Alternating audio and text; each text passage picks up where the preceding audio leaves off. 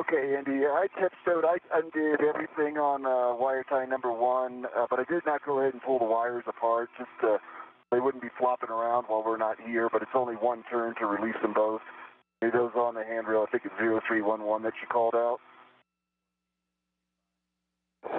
Copy that, Ricky. And just to go back to what you said previously, I think you routed the power cable along 0311 as well, correct? I thought you told me 0314. It's routed on this one's just tiptoed on here, and then I think the bundle's on. Hold on a second. Yeah, that's perfectly fine. The bundles, I did not route the power cable. Okay, so I copy the bundles are temp stowed on 0.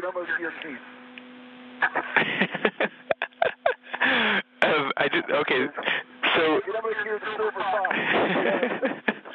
we're on 0311. The Ethernet cable's temp stowed. The power cable's routed per the plan, and it's temp stowed on 0314. There are no tie downs on 0311 for this activity.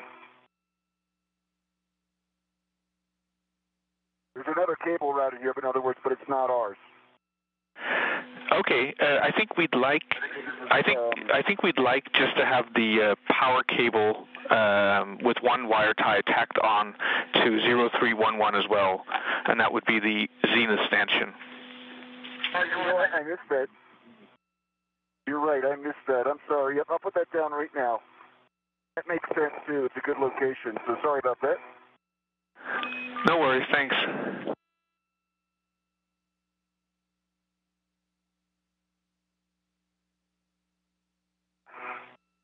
Want it right here on this Zenith handrail. It looks like there's something going down to the docking mechanism, some cables that were routed on an earlier EVA. So it'll be sharing a handrail with one of those cables, if that's okay.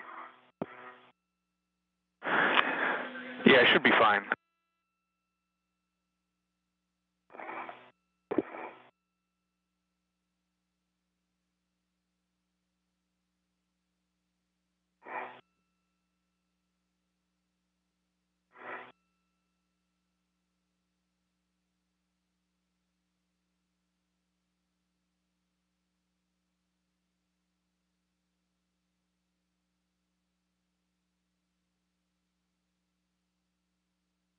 This is Mission Control Houston, 2 hours, 10 minutes, and 30 seconds into today's spacewalk.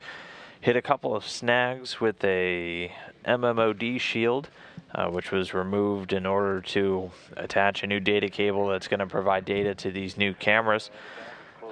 Drew Feustel managed to get it most of the way back in, but they're going to get some long-duration tethers to help tie it down just to make sure that it's securely in place.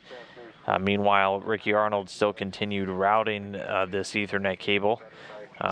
Very soon, both are going to be making their way back to the airlock. They're going to be picking up the cameras and booms for installation as their next task. In the not too distant future. Yeah. Okay. And Drew, quick question: did you reconnect the EVIS antenna cable?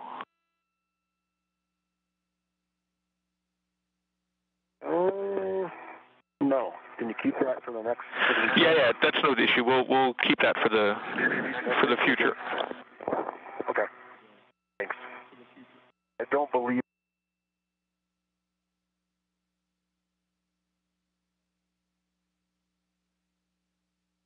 A quick handover. We'll get that audio and video back momentarily. But again, we are 2 hours and just about 12 minutes into today's spacewalk. It did start at 7:06 a.m. Central Time, 8:06 a.m. Eastern Time. Ricky Arnold and Drew Feustel working. They've mostly accomplished their first two tasks, which were to connect these power and data cables and then route them out to the very front portion of Node 2, the Harmony module, where they're going to be providing power and data to two new cameras that they'll next be retrieving.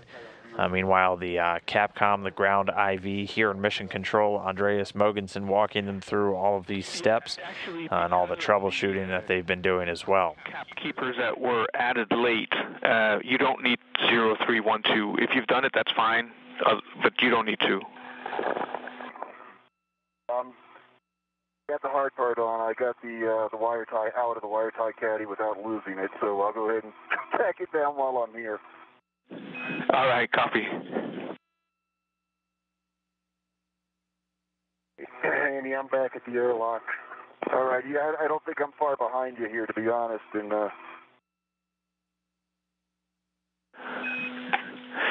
yeah, we concur. As soon as you're done, Ricky, then you can head back to the airlock as well. What about?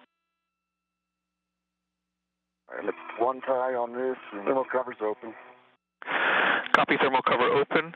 And just for awareness, we are just past the 2-hour mark. Consumables look good. It's 8 hours and 2 minutes for MEDOX. Copy. Would you like me to retrieve first? Airlock, if anything.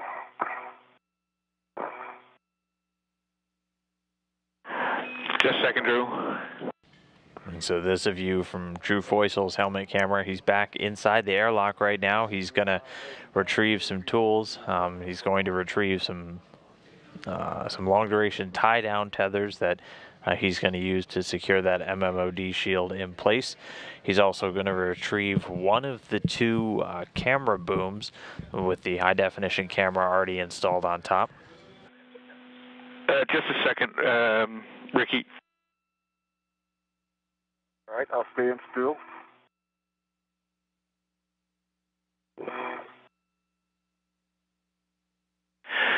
All right, Ricky, you are go to head back to the airlock. Once you have passed the arm, 1.5 meters, please let us know, and then we'll start arm motion. Okay, copy that. Yeah, that shouldn't be hopefully too long from now. And Drew, you can go ahead and retrieve 2 long-duration tie-down tethers. Okay.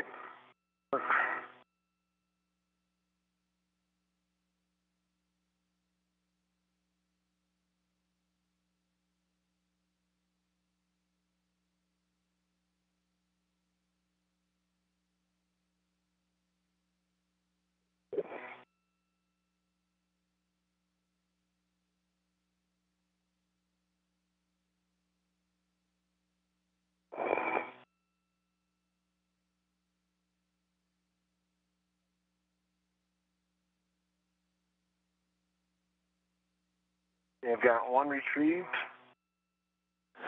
Copy.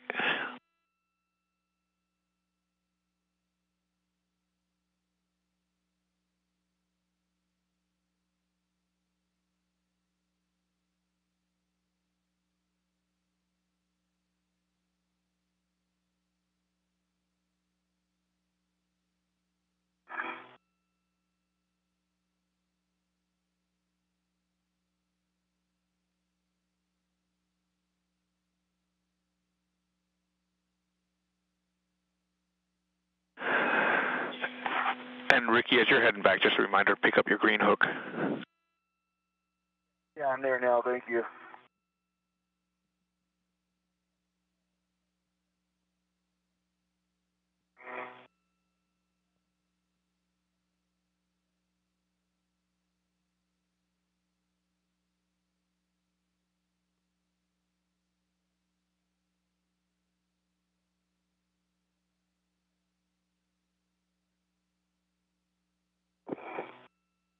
In Houston, I've got 2 long-duration tie-down tethers. One's on a ret, one's on an adjustable.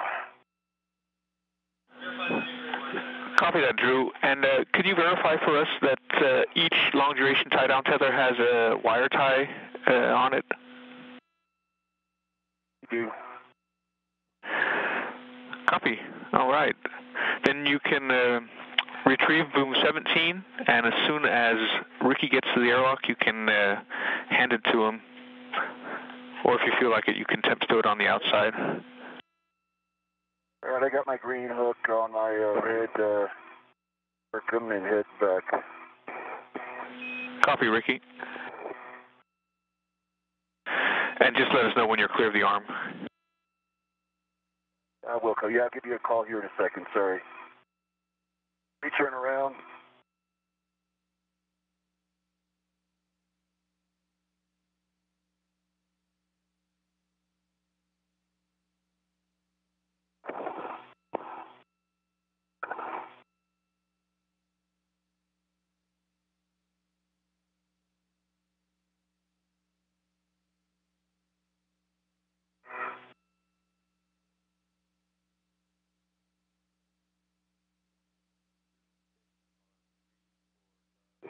All right, I see my safety tether, and I'm on the lap, so I am clear of the arm. Copy, Ricky. You are clear of the arm.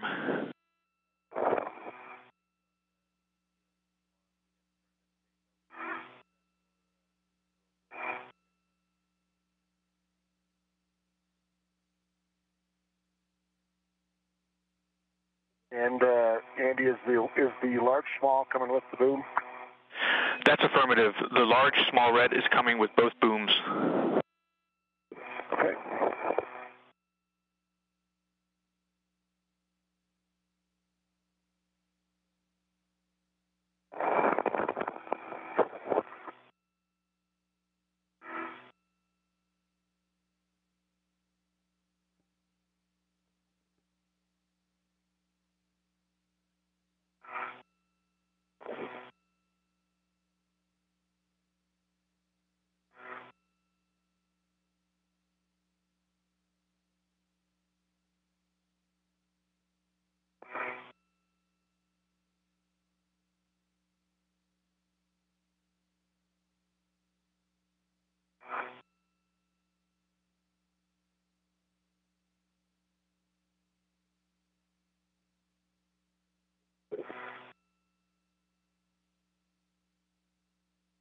And at this point, Ricky Arnold making his way back to the airlock. Once there, he's going to link back up with Drew Foysel. They're each going to grab a camera and a boom. The camera already affixed to the boom, basically a long metallic arm. And they're then going to tote them out with them to the end of Node 2, the very forward-facing side of the International Space Station. What do you have out of the airlock so far, Drew? 17 is right here. Okay, I'm just coming around ESP. I should be there in a minute. Okay. Turn in the corner. Ricky Arnold radioing. He's coming around ESP. It's an external stowage platform. And pretty soon he'll be back at the airlock.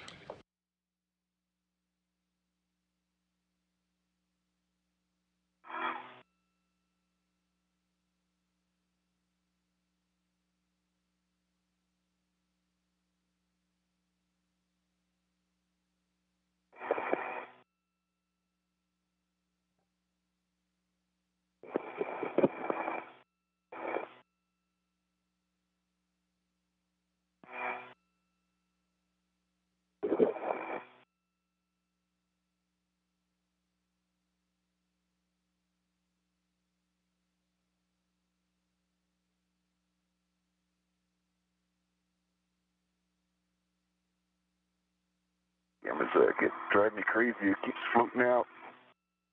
The GoPro? No, the D5. Oh, yeah, mine too. Like the red won't retract on it. Let me get down here and get screwed away. Okay.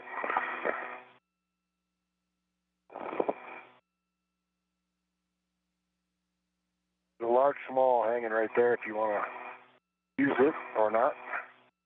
Hold on a second. That caddy just gets in the way, doesn't it? Yeah, I wonder if I get rid of this wire tie caddy. Houston, do I need my wire tie caddy anymore? Be on the inside of the swing arm? I'm wondering.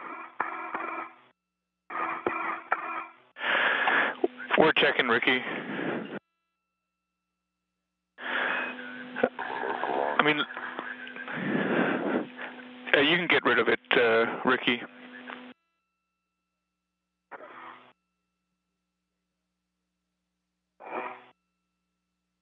You have a recommendation? Or a free ret in there somewhere I can stick it on? Well, you could stick it in the You could give it to me and I could put it in the staging bag. It's good with us. Not really. You don't want to. There's no reluctance in my voice when I said that, but I'll do it. What side do you need this on? The other side? Yeah. BRT? Yeah. Do you want me to just let go of it, or do you want me to hold it and... let me hold it and turn around. Okay, I can come up this way. Can present it over here. Oh, I can just turn around here.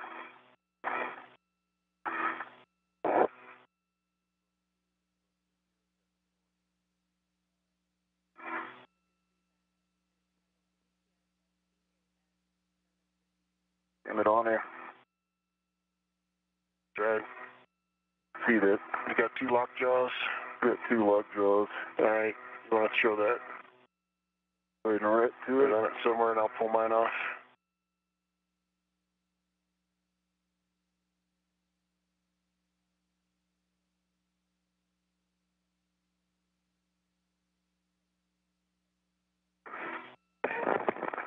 Such a trivial thing to say, isn't it? It's just wide enough, right? To, yeah.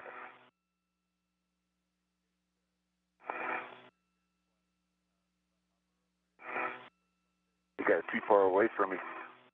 Here we go. Okay. All right. Then let me grab mine.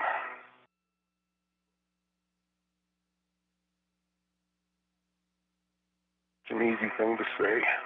Yeah. Just grab that tether off there. Quickly. Which one? This one? I'll get it. Just to make sure I got a waist tether of it. Okay. It's free.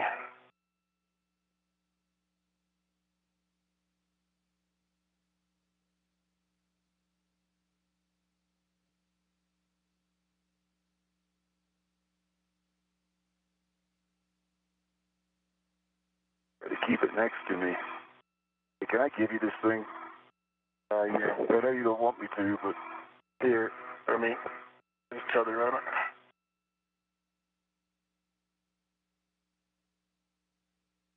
Okay, I got tether on it. All right.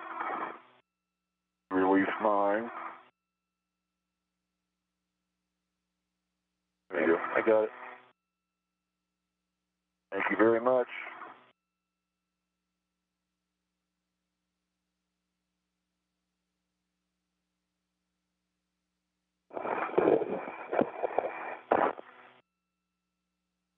And yeah, I'm gonna hop back into the airlock and retrieve or put away keys, other caddy or wire tie caddy into the staging bag, and then I will retrieve the other boom.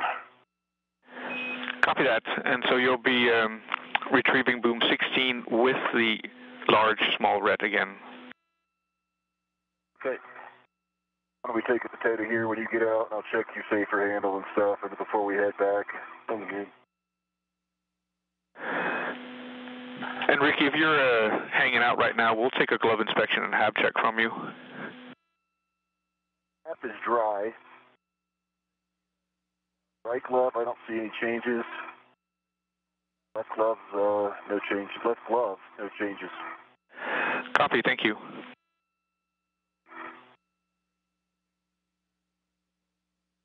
Andy, I just stole the wire ties that were in Ricky's caddy, so I have a few in mine. Maybe you'll have something in it. Copy.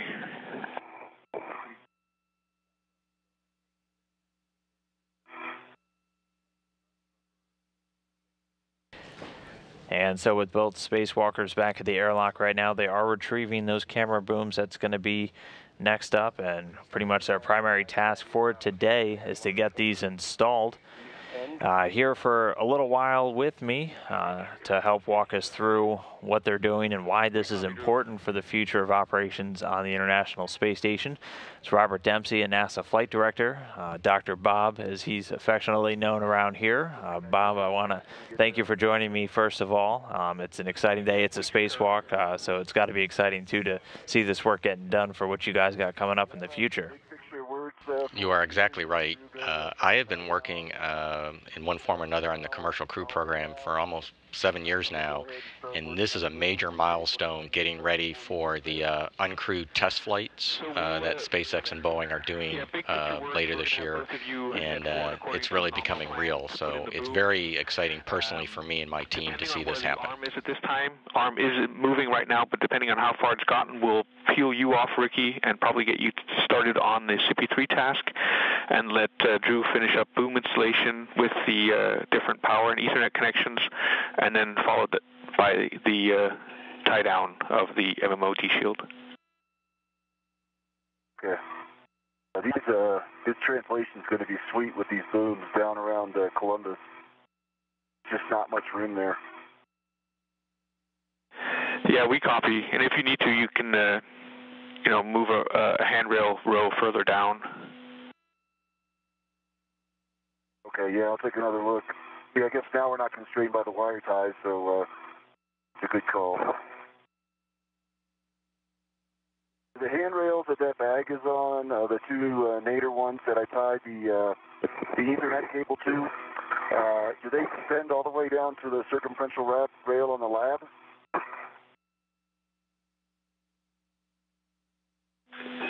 Let me quickly check that in Doug, just a second. Yeah, well, will be self-evident soon enough.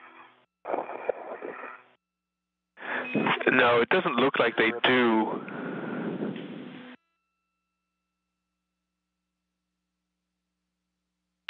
So Dan, right now they're talking about getting the camera booms ready.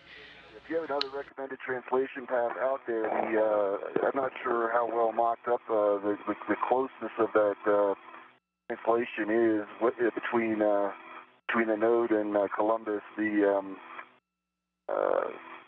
I used the PDGF, but my back was pretty much up against the handrail. Okay, so right now they're focusing on getting the camera booms in place. But the key thing, obviously, is that there's going to be cameras attached to those booms.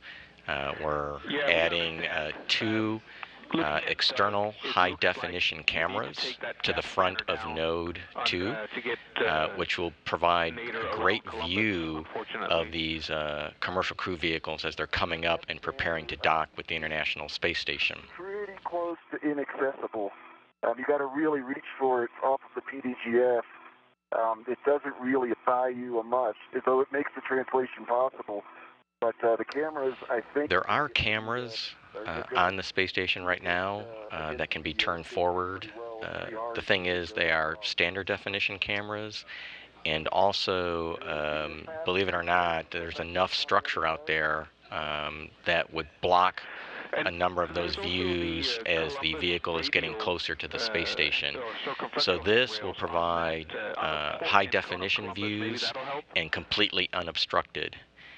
And the reason we're putting two out there is partly for redundancy, so that if one of them had a problem, we would still have one, but it also gives you kind of almost orthogonal views. And with orthogonal views of the vehicles as they're coming in, you can see the attitude or the orientation as they're approaching the space station to make sure that they're pointed in the right way. Now, the vehicles themselves have all kinds of software and systems to make sure that, but this is an extra way for the ISS crew to be monitoring, making sure everything looks right as the vehicles are coming in. Gotcha. And so, Bob, what are kind of the primary ways these vehicles are gonna, hone in on that docking port? Because it sounds like these are going to provide, some additional redundancy, some ways to check out. But what are kind of the main methods for, docking a spacecraft to the space station? Yeah, that's a good question. And, a really good analogy is probably some of the self-driving cars that people have been hearing about. What that means is these vehicles will have various cameras and lasers that will kind of shoot out and be able to tell how far they are from the station and get a good picture of it. And the vehicles will use these sensors to kind of make sure it knows exactly where it is and its orientation and its speed as it comes in and approaches the International Space Station to dock. PMA 3 and then down to width 16 from the top. So if you really think that you can't get nadir around Columbus, even using the circumferential handrails, you might have to follow or lead Drew across the top of node 2 and then drop down onto the end cone from the top. I'm going to go take a look.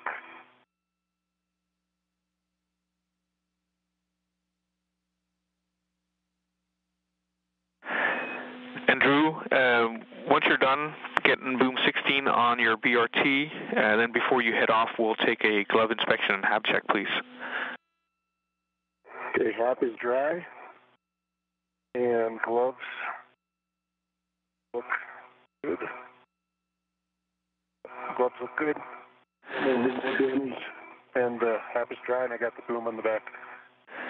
Copy that. Excellent. Thank you.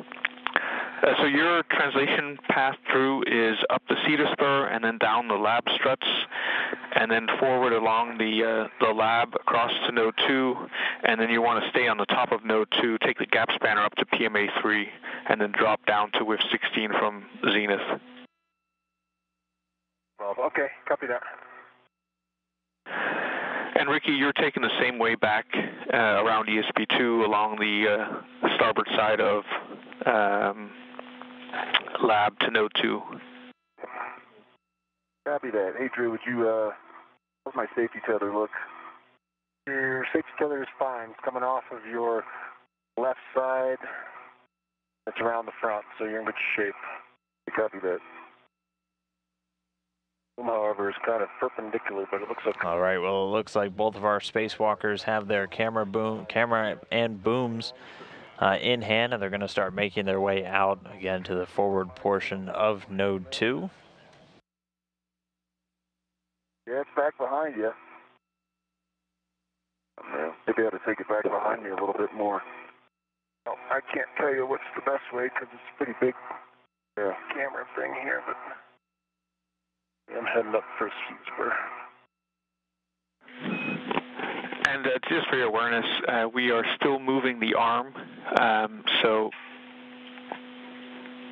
it's got about 2.5 minutes for the maneuver to complete. So just stay clear, just have a look, and if you are more than 1.5 meters from it, that's fine.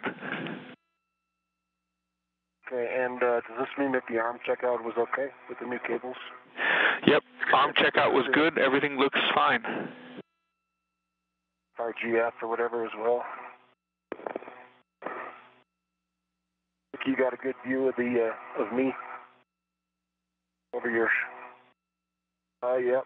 Yeah, sort of. Okay. Andrew, for you, while you're translating, I have a warning and a caution for you. Warning, please avoid contact with the PMA-3 grapple fixture targets and target pin. And the caution is please avoid inadvertent contact with the S0 node 2 fluid tray hard lines that go from the lab to node 2. Okay. Do that.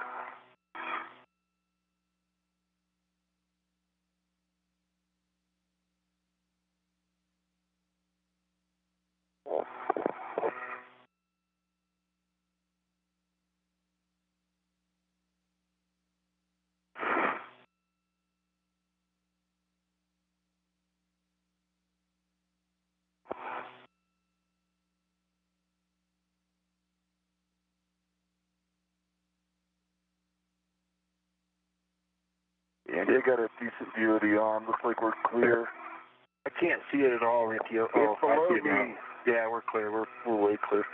And I didn't see in the procedure for us to put down the green tether, but I'm thinking you want me to put a green tether down on the top of the lab.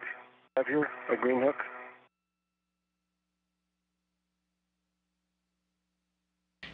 And Dan, one thing that's interesting about this activity to install these cameras is it is kind of a typical example of how we've had to adapt and change things, because these weren't planned several years ago, and these were decided to be built and installed earlier this year, if I remember right.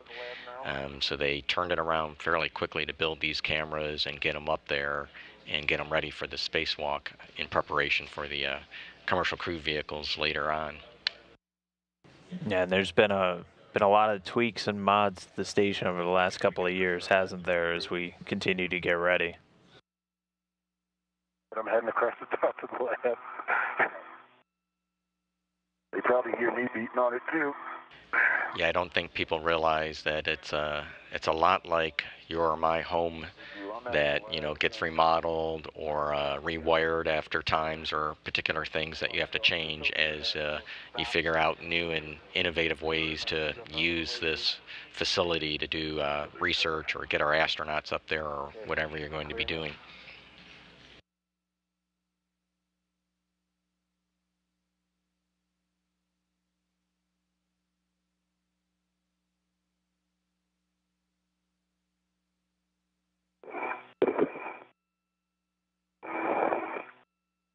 Okay, I'm alongside POA3 and coming up over the top of Columbus. How's your translation path there? It was okay.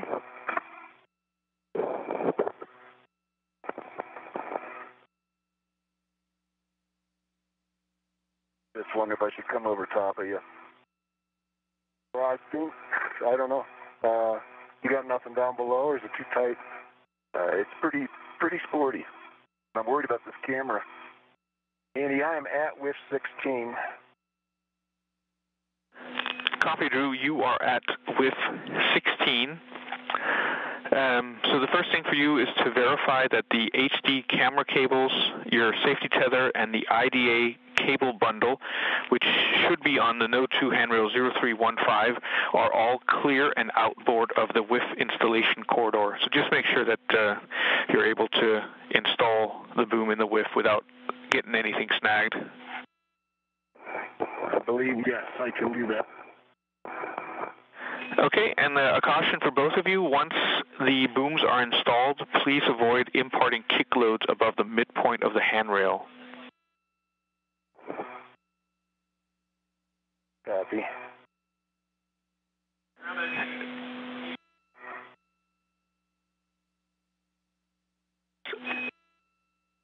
All right, I think I'm following the cables here. Looking for my gap spanner. Oh, there it is.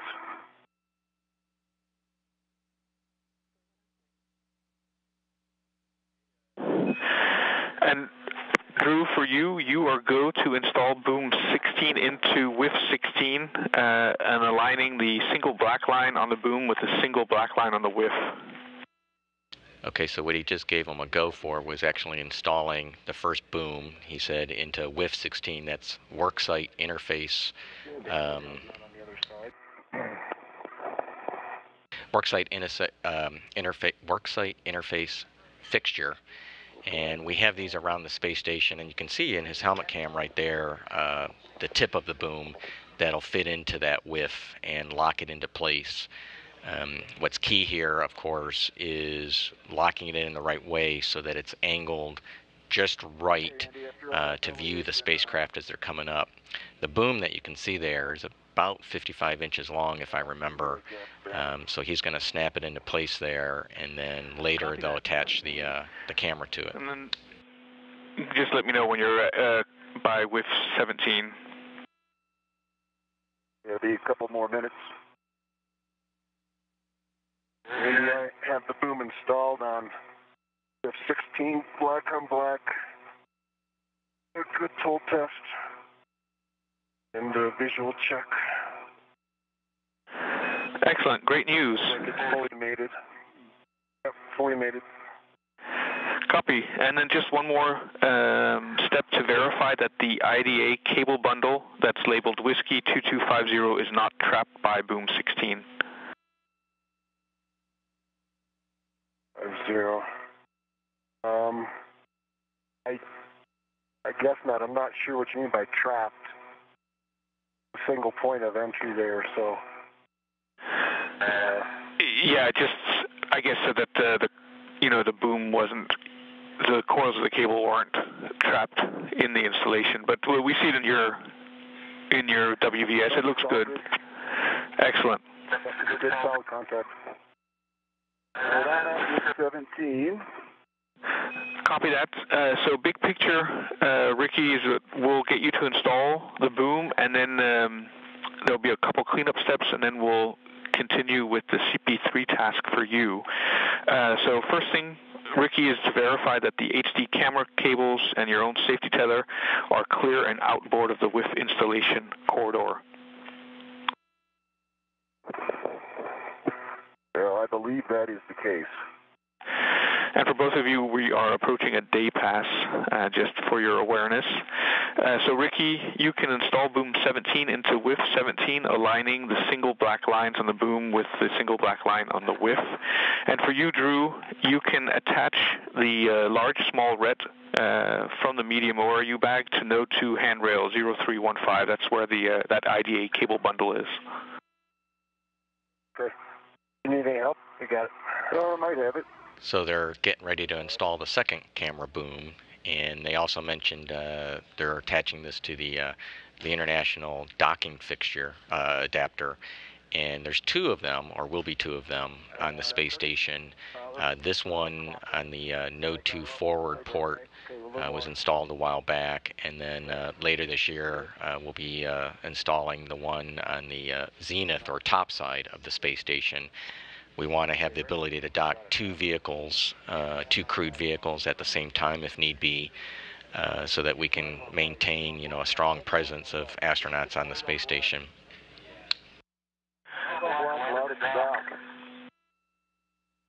Yeah, we certainly prefer black on black. And this is a pretty great view. You can see the sun definitely coming up on the station and the crew members. And we're looking through Drew Foysel's camera at Ricky Arnold, who's getting the second boom installed. All right, there we go. That looks good. Yep. All right, black on black with a good full test on...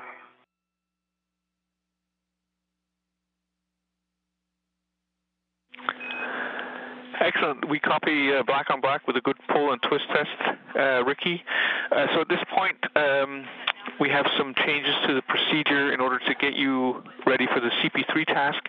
So you can attach your BRT ret to the medium ORU bag. BRT ret, medium ORU bag. All right, let me twist myself around here. And... Sure. And Drew, for you, you can put the large small ret, you can attach that to the handrail 0315 so that the medium ORU bag is attached to that handrail. And in Drew's helmet camera that you can see there, you can see a little bit of the two PMA, pressurized mating adapters, the two ports I was talking about. One is the zenith and one is the forward one. And when he pans back, you can also see the two booms pointing towards the forward PMA there, which is going to be our primary docking direction and port for these uncrewed vehicles when they come up for their test flights. So the first thing is to unfasten the lid straps and then pull the ORU bag off the HD camera, and then verify that the camera bracket is between the alignment marks on the boom mounting plate. Verify it looks like it did when we installed it. I have my BRT red on the medium ORU bag. Okay, so the same for you. You'll be removing the ORU bag and verifying that the camera is fully installed. So you can unfasten the ORU lid straps, pull the bag off the HD camera, and verify that the bracket is between the alignment marks on the boom mounting plate. So you can see he took the insulation off of one of the cameras, and can't really tell in that box, but there's basically a standard camera in there, off-the-shelf type camera that has been put in there and can take still images or video. And that is connected via the Ethernet to the space station's Ethernet system, and then can be routed to the crew's laptops so that they can see the images as the spacecraft are coming in. And let the lens cover get pulled back to the ORU bag. And of course, got to make sure we take the lens cap off. From the handrail too? Yes, that's affirmative. So everything should now be tended back to the ORU bag. Nothing should be connecting the bag to the boom.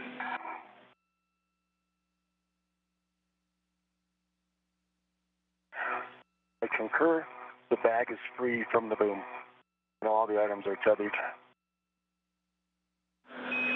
Copy. So for you, you can retrieve the power cable bundle with the cap keeper, and that should be on 0314, I believe. Okay, I have. Okay, this good pull test. This guy's fully installed, and the cam lever's fully engaged. And I'm going to go ahead and remove the lens cover if you concur. Yep, we concur. Cam lever's on your side. Yeah, the hooks, you can kind of, if you can flick them from the top, you can get them to go horizontal, and then you can slide it off. Also, the clamp came undone on that wire. Andy, the power cable does not have the cap keeper. The power cable with the big one. Well, so there should be two coils on the power cable. One coil will be going to WIF 16, the other coil to WIF 17, and those two coils should be sort of connected via the cap keeper. All right, Andy, you want me to put this medium ORU bag on my BRT and then take it back? Is that what you're thinking? That's affirmative. It's the power cable, man. You got the power down there?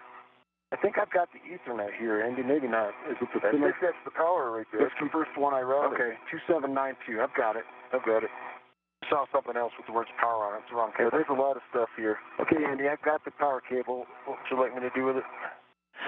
Okay, so just to verify, power cable is Whiskey 2792. 27022792. Yeah, Whiskey 2792. Got it. Okay, so you can remove the connector cap from Papa 1 Bravo.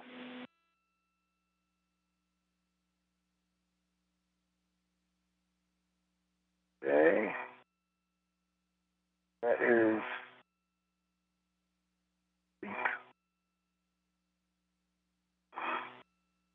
Papa 1 Bravo is removed. And if you have enough slack, then you can mate Papa 1 Bravo to the camera Juliet 1. So that's on the camera body. Okay. And we'll take a FOD and PIN and EMI band call. So right now they're routing the power cables, and whenever we do a spacewalk, we always have to spend a lot of time, months, preparing the cable routings to make sure that they reach where they need to reach, and they can be tied down and secured in the right way. So these are usually worked out over a number of runs in the NBL, the Neutral Buoyancy Laboratory, the giant pool that the astronauts will swim around in and practice doing this. But in addition, for these camera installs, since the vehicles use camera sensors that are viewing the front of the space station, that routing had to be carefully coordinated with the companies that are building those spacecraft, because you don't want to put a cable in front of one of the features, for example, that they may be using to navigate. Again, you can kind of think of like a self-driving car. If suddenly there's a orange cone in the road, it's got to know that it sees it. So we had to coordinate exact routing of these cables to make sure they didn't interfere with anything, which added to the work that they had to do over a number of months getting ready for this. Ricky, before you head back, we'll take a inventory of the ORU bag just to make sure everything's in there. Okay, let me get it on my BRT first. I'll give it to you on the outside. Looks like there's a large, small. And let me open it up. Power connected to WIF 16.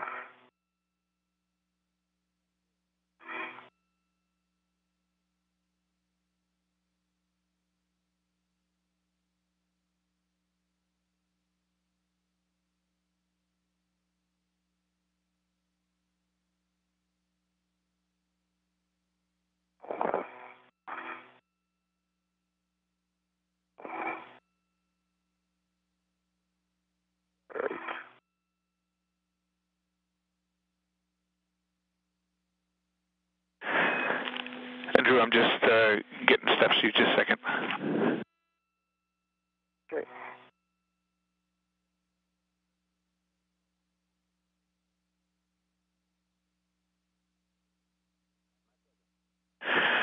Okay, Drew, so before we connect the other end of that power cable to WIF 17 camera, then we'll go ahead and do the Ethernet cable to the WIF 16 camera where you are currently.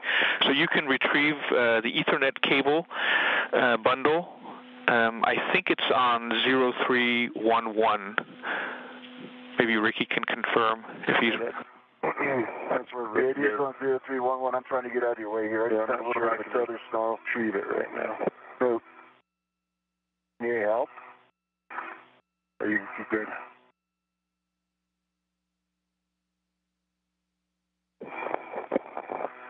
Okay, medium ORU bag inside. The lens cover.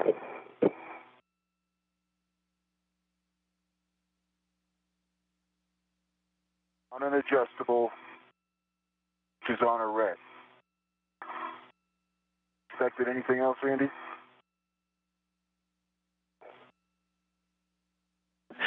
That's good, Ricky. That's all we were expecting.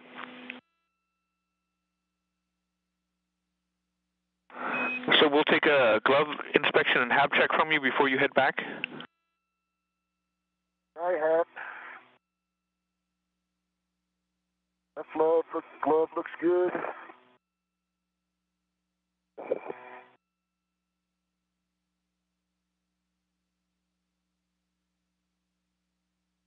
Right glove, no changes. Copy all. Copy all. Then you can translate back to the airlock.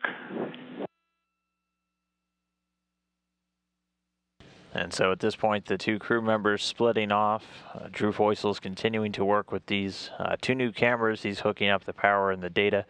Meanwhile, Ricky Arnold's going to head back to the airlock and get ready for his next task. He's actually going to go out and replace the light and camera on a camera assembly, grabbing a similar HD camera and installing it, while Drew Foysel continues to wrap up this task.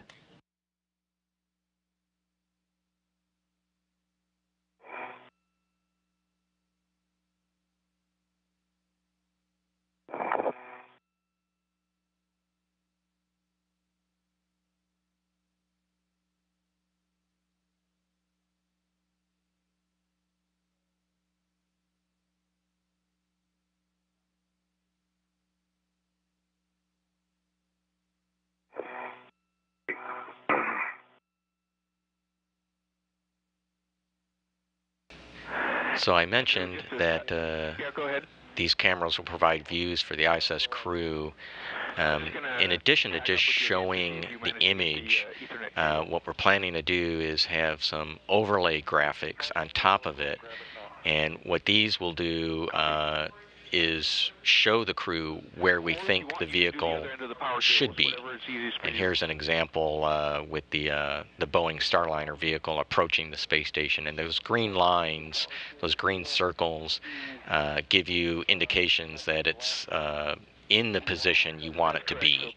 And if it was out of attitude, you know, it had the wrong orientation or was coming in the wrong spot, it would be outside of these green circles, and the ISS crew would know something's not right.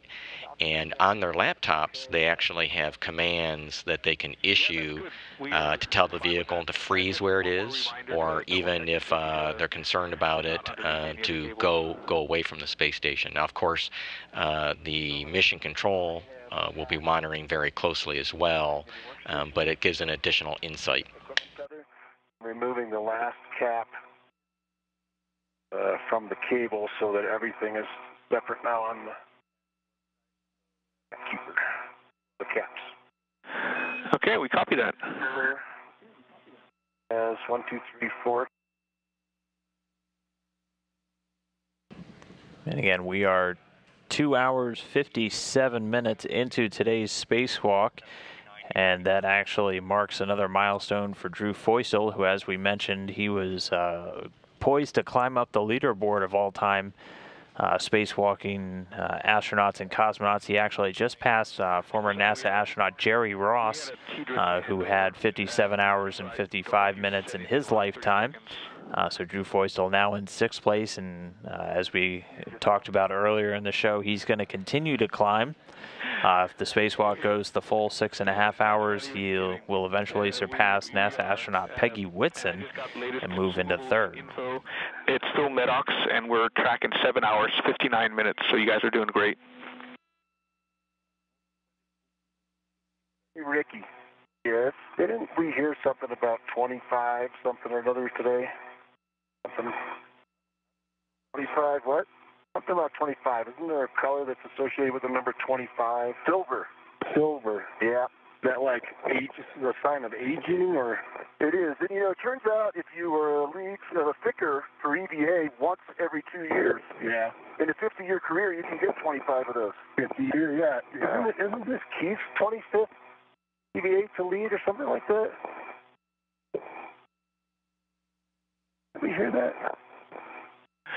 And I'm being told that's why we took a silver pry bar out. Andy, are you ready for the J1 power connection on WIF 17? Yes, we are. That's in work. Good connector, good EMI bands, FOD, and pins are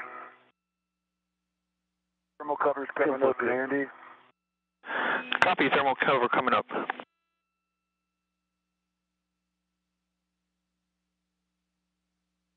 Okay, power connected to WIF 17. And what I'd like to do now is take a minute to tack down all the slack on the power cable, because there's quite a bit of it. He mentioned tapping down some of the slack, and that relates to what I was saying earlier, that they want to make sure those cables are tied down very tightly and very specifically to make sure they don't interfere with any of the sensors from the approaching vehicles. P-clamps on the side of the... Yeah, and as we've seen kind of throughout the spacewalk, there's quite a few cables routed around the outside of the station, a lot of them tied to handrails and things like that, but definitely seems like it just presents another complication for doing anything in microgravity. Yeah, can we run the cables through those, or no? But things continuing to progress smoothly with this camera installation. We did have some issues with that MMOD, that micrometeoroid and orbital debris panel a little bit earlier, but things clipping along now as the astronauts just crossed the 3-hour mark in today's spacewalk. Yeah, that's what I'm trying to avoid, so I think it's beneficial just to tag the cable down in there. And then I'll loop the slack to the handrail. As he was preparing the cables there, Capcom mentioned to him to make sure he wasn't covering up the ESA NASA logo. That is not an ego thing, that we want to make sure they're prominently displayed, but as I mentioned, those are features that the vehicles are going to be using, so you want to make sure that they're clear, because they're very well defined things that these sensors can see.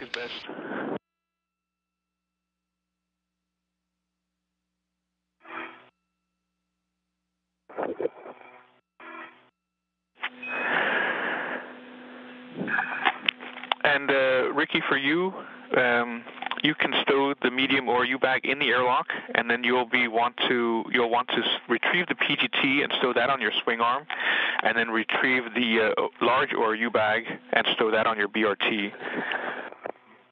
Okay.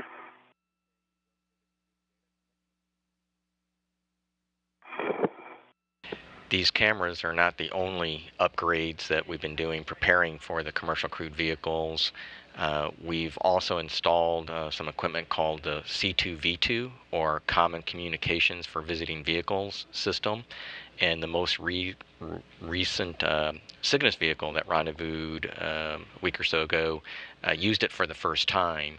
And what that does is it provides a radio link between the space station and these commercial crewed vehicles which provides that, for example, that command link I mentioned, that if the ISS crew saw something and needed to send a command to tell the vehicle to go away, they could via that link. It'll also be, when there are astronauts on these vehicles, that'll be a way for those astronauts to talk directly to the ISS crew, just by a radio link, just like we do between the mission control and the spacecraft. And it'll provide data. In fact, it's the vehicles have their own radio links that they can send data down to the mission control for monitoring, but they can also send that same data through the C2V2 link through the ISS, and that gives a redundant path should anything go wrong with either the radio equipment, or if there's something blocking the view to the relay satellite. So it gives a lot of capability that we're very excited to have working, and yet one more step to getting ready for astronauts flying to the space station on the commercial crewed vehicles.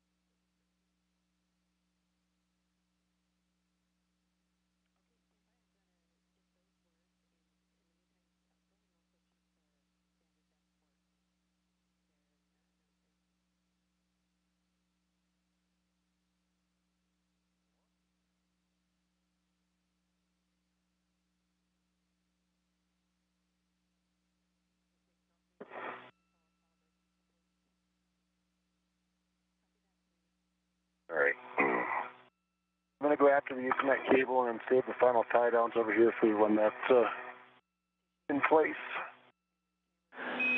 Copy. And if at any time you want to put the cap keeper in the ORU bag, that's fine too, just to get rid of it.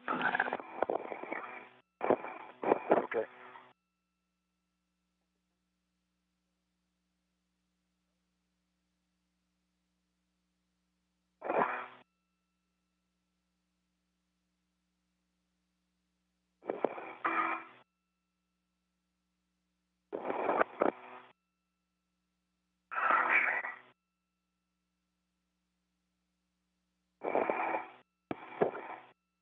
Where is the ORU bag?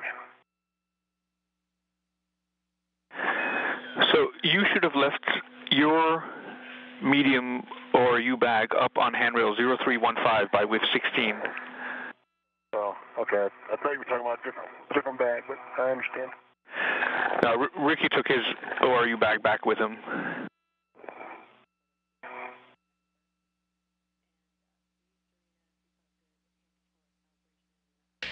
So I've mentioned the cameras that are being installed and why they're exciting, but these booms are also being used to put out some additional wireless transmitters out there.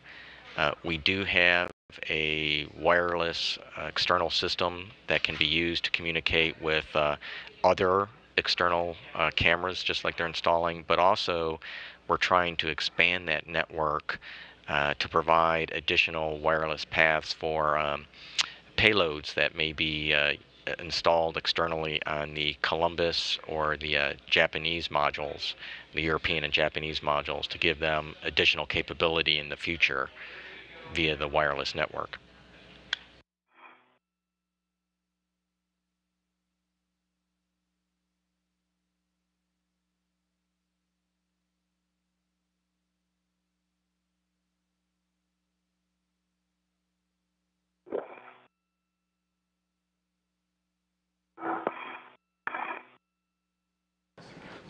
And so this a view from Drew Feustel's helmet camera. He's still working on finishing up all the tasks with getting that power and data connected to these cameras and the booms. It sounds like the power's connected. The Ethernet cable's up next. And as Dr. Bob was telling us, has to be very careful to make sure these camera cables or these power and data cables are tightly coiled and kind of out of the way, as there's a lot of visual cues on the outside of these modules that visiting vehicles will need to be able to lock onto. And meanwhile, Ricky Arnold back at the airlock right now. He's grabbing the equipment for his next task, which he'll actually be strapping into the station's robotic arm, the Canada Arm 2, and that's going to be flown by Serena Anand Chancellor inside the station. And he's going to get flown over to camera port 3 to replace a light and a camera that have degraded over the past couple of months. But for now, 3 hours, 7.5 minutes into today's spacewalk.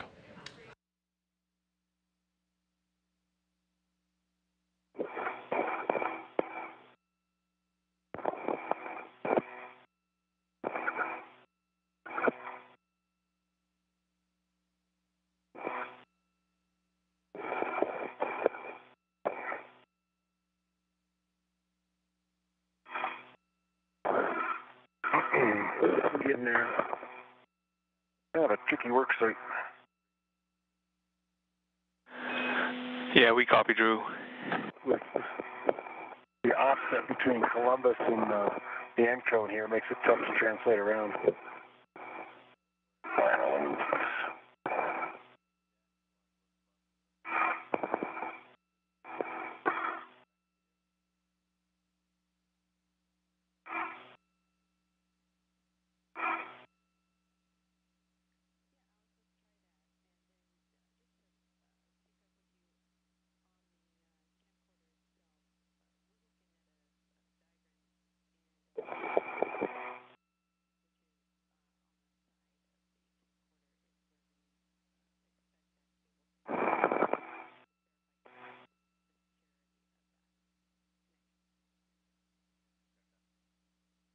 Okay, because already read on there.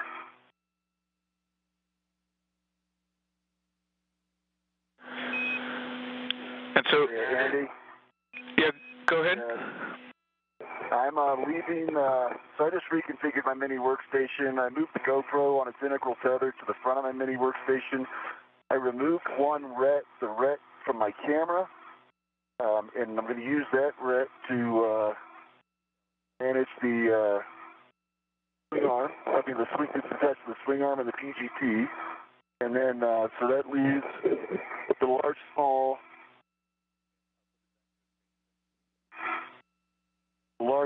in the airlock, along with a small, with a pit pin.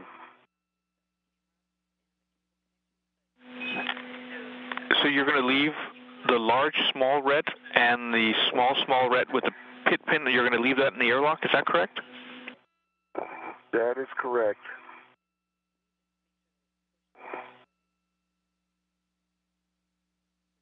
I had an extra red on my camera, and I'm just using that was going to my swing arm anyway, so I just used that one to get a red off my mini workstation.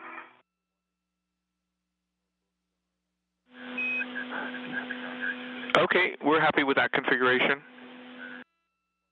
Okay, I'm grabbing the medium ORU bag. So I have the PGT now, and I'm just grabbing the medium ORU bag. The large ORU bag with the CP3 light and camera, correct? Well, yeah. It's self-correcting. Yeah, it's a large ORU bag. Does the large small stay in here with it, or does it come with me?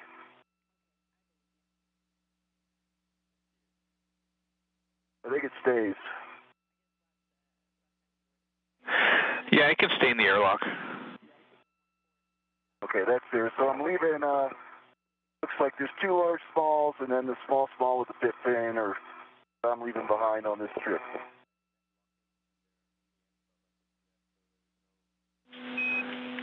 Copy that. The small with the pit pin came from your mini workstation, and the large small came from the medium ORU bag. Is that correct? Let me finish this up and so ask the question again, Andy. I'm sorry. I just want to confirm that the small ret with the pit pin came from your mini workstation, while the no, it was there. It was there on the PGT along with the large small staged.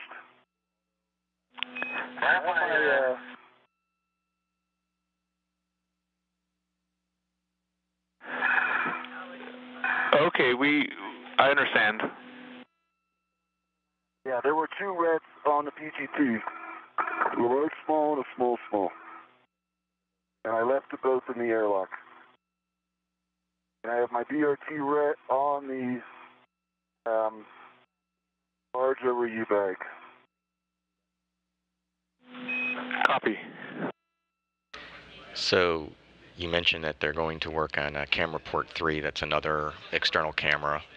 And just like the ones we're installing today, these cameras have been used for a number of years, and they provide more than just pretty views of either the space station or the Earth. We use them during robotic operations. It's how the crew or the ground can monitor where that giant arm is, make sure it's going in the right place, not hitting structure. In addition, these cameras have been used for years for other autonomous vehicles, and an autonomous vehicle is, one that there's no crew on it to operate it. But the cargo vehicles that have been flying to the space station for years have been coming up and berthing to the space station using those cameras again as views to make sure those vehicles are coming up safely. So it's kind of the same type of activity that we're envisioning for these cameras that were being installed today and the external high-definition ones in the front of the space station. And I think I recall we have similar overlays available to them via those cameras, especially on the robotic workstation. I recall, like the Cygnus that's currently docked, seeing it come up in kind of a corridor that they monitor while it's approaching. That's correct. And in addition to things like overlays, which shows you the corridor or the position it is to make sure it's in the right spot, we also have telemetry, which is basically data. For example, maybe the speed or the position of the vehicle as it's coming up, and that's overlaid on that camera view, so the astronauts can look at one thing and get a lot of information. They can visually see that the vehicle is where they think it is in terms of those graphic overlays, and then there's also critical data that's telling them how the systems are performing that will give them a really good insight to how everything is working, and hopefully it's working properly and they don't have to intervene. I will get the Ethernet cable for WIF 16. Okay, Andy, I got the large ORU bag on my BRT. Copy. Then you can egress, or at this point you are already egress, so you can close the thermal cover. Yep. And then we'll take a safer handles check, please. Yeah, give me a second. Okay. Things look good. Fog. Good in my band. If you're ready, I'll do P2.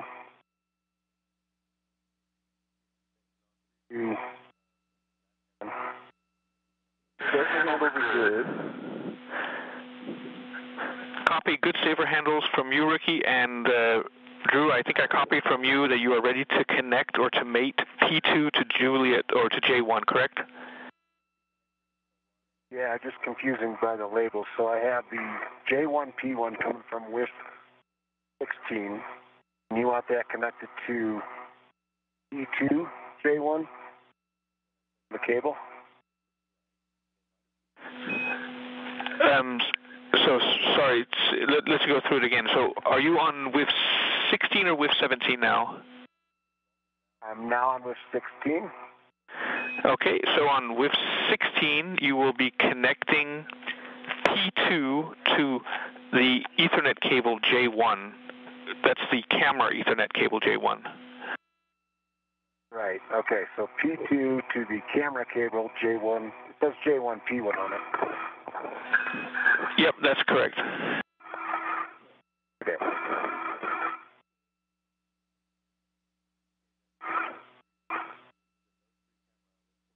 That's complete.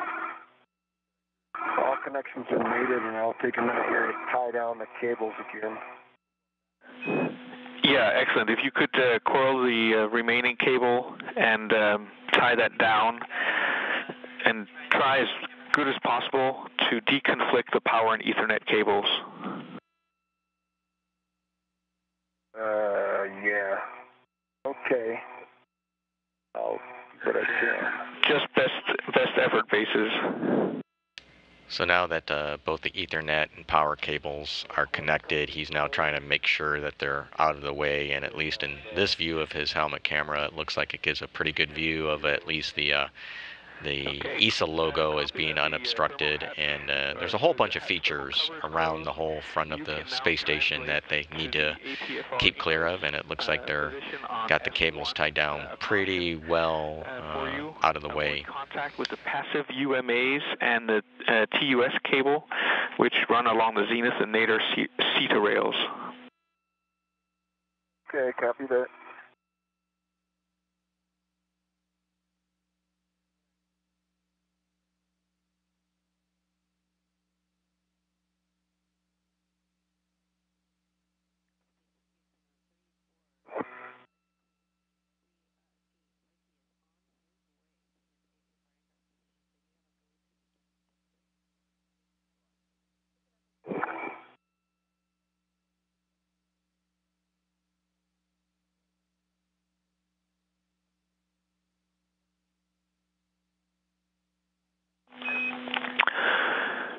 And Drew, just for your awareness, we will begin powering up the two HD cameras. Okay. So that's a good call. What that means is since both cameras have been powered and the Ethernet connected, the ground control team here in Mission Control will power them up and run them through some tests to make sure that everything is working properly. And we'll be sure to keep an eye out if we get any views during these tests. We'll try to give them to you, but the primary task for this spacewalk, at least one of the more important ones, looks like it's just about completed, as both these booms now installed and all the power and data hooked up. Drew Feusel is going to have some cleanup tasks, as Dr. Bob's been talking about, make sure these cables are secured down and out of the way before he begins moving back to the airlock for his next task. Drew, I'm just passing the CETA card out. I'm almost to the ingress point. Excellent. And go out at the end here. From the kids.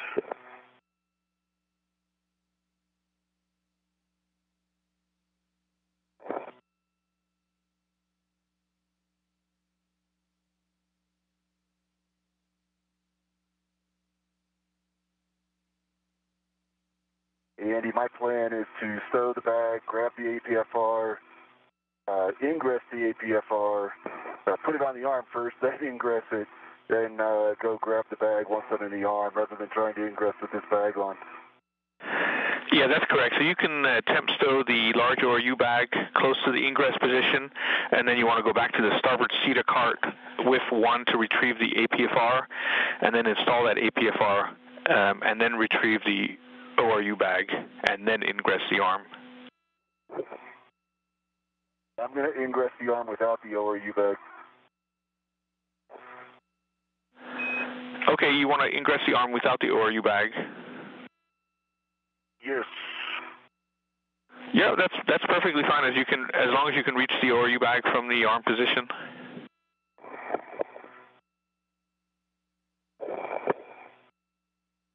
And brakes are off on the arm. I'll be right, Alex.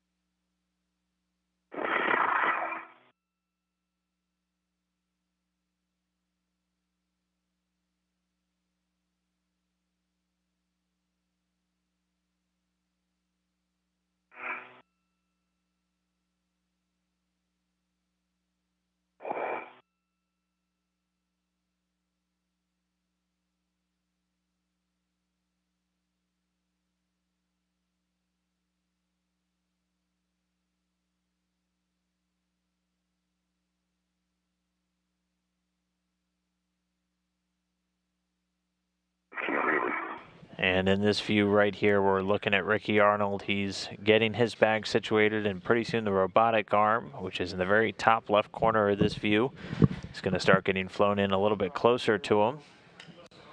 He's going to use an APFR, an articulating portable foot restraint, that he's going to attach to the arm and then put his feet in. And then he's going to get flown closer to that camera port assembly where he's going to replace the camera and the light on that unit. Right there. All right, I can have him fly me to that position. All right.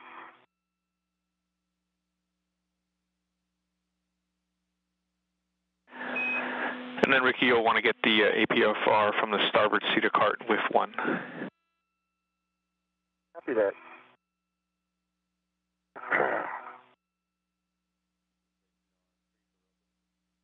Okay. You guys see the WVS view here? We do, Drew. So, cables are connected and are tied down fairly well and clear of the NASA and ESA placards.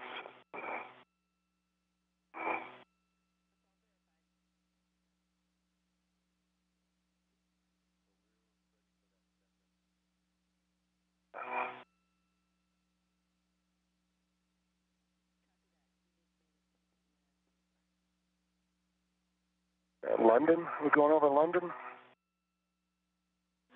Yeah, that's well spotted. It looks like we are. All right. Yeah, it sure looks like it. Shout out to all my racing buddies in London. Around London, England. Okay. You want me to try and snap a few photos? Yes, we would love some photos as well. Guess I already know the answer to those questions.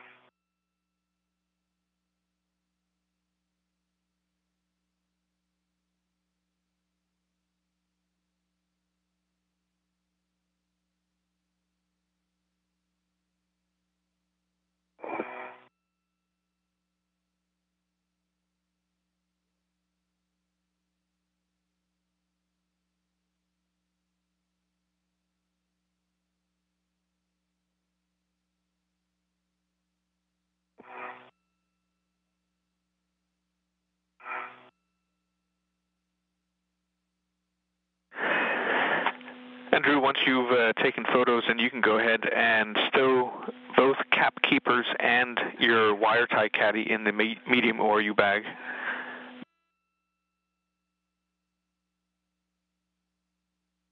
Copy that.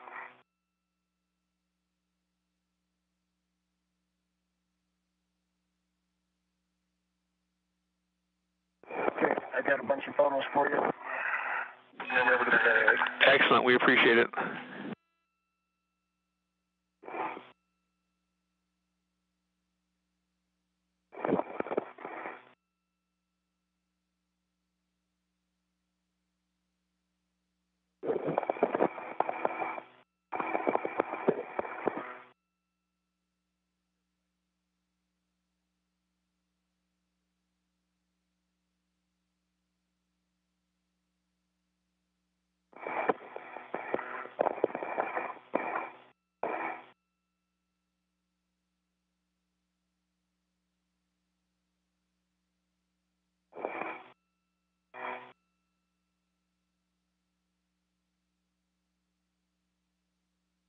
You said cap keepers and what else?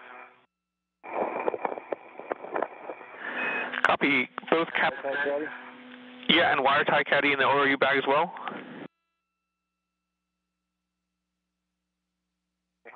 Sorry.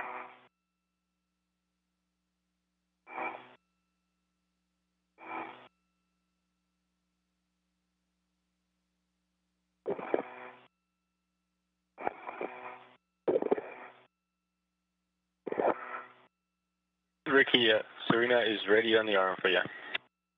Okay, yep, just Kenny. I'm getting in position here, Alex, and you can see where my safety tail is going.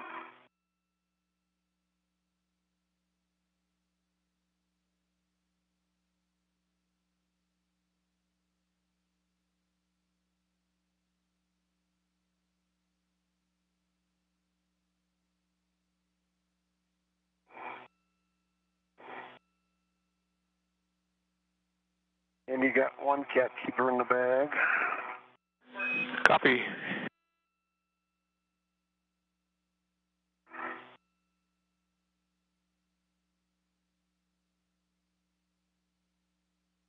Right here.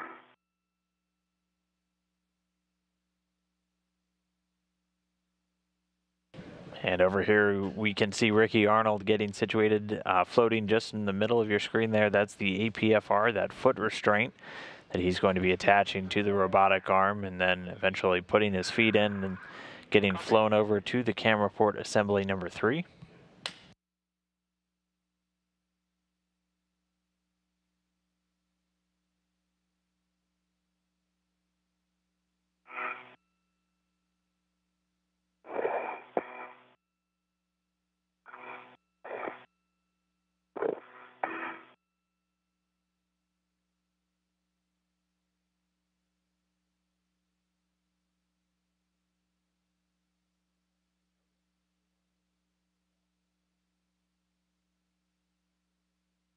All right, Alex is trying to get a view of where you are.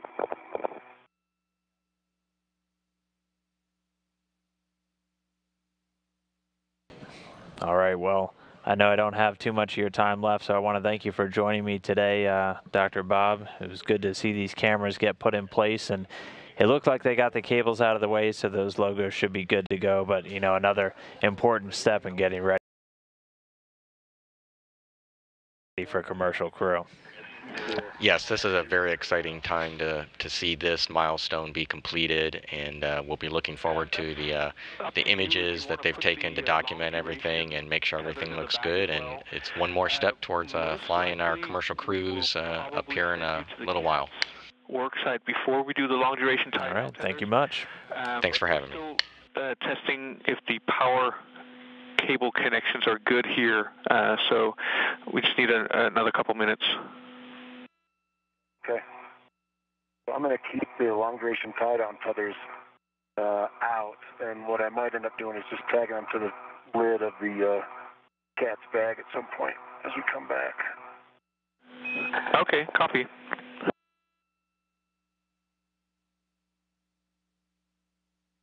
Andy, I'm just putting another tether down on this bag because it's just bouncing around too much with all that weight in it. Okay, copy. All right, Alex,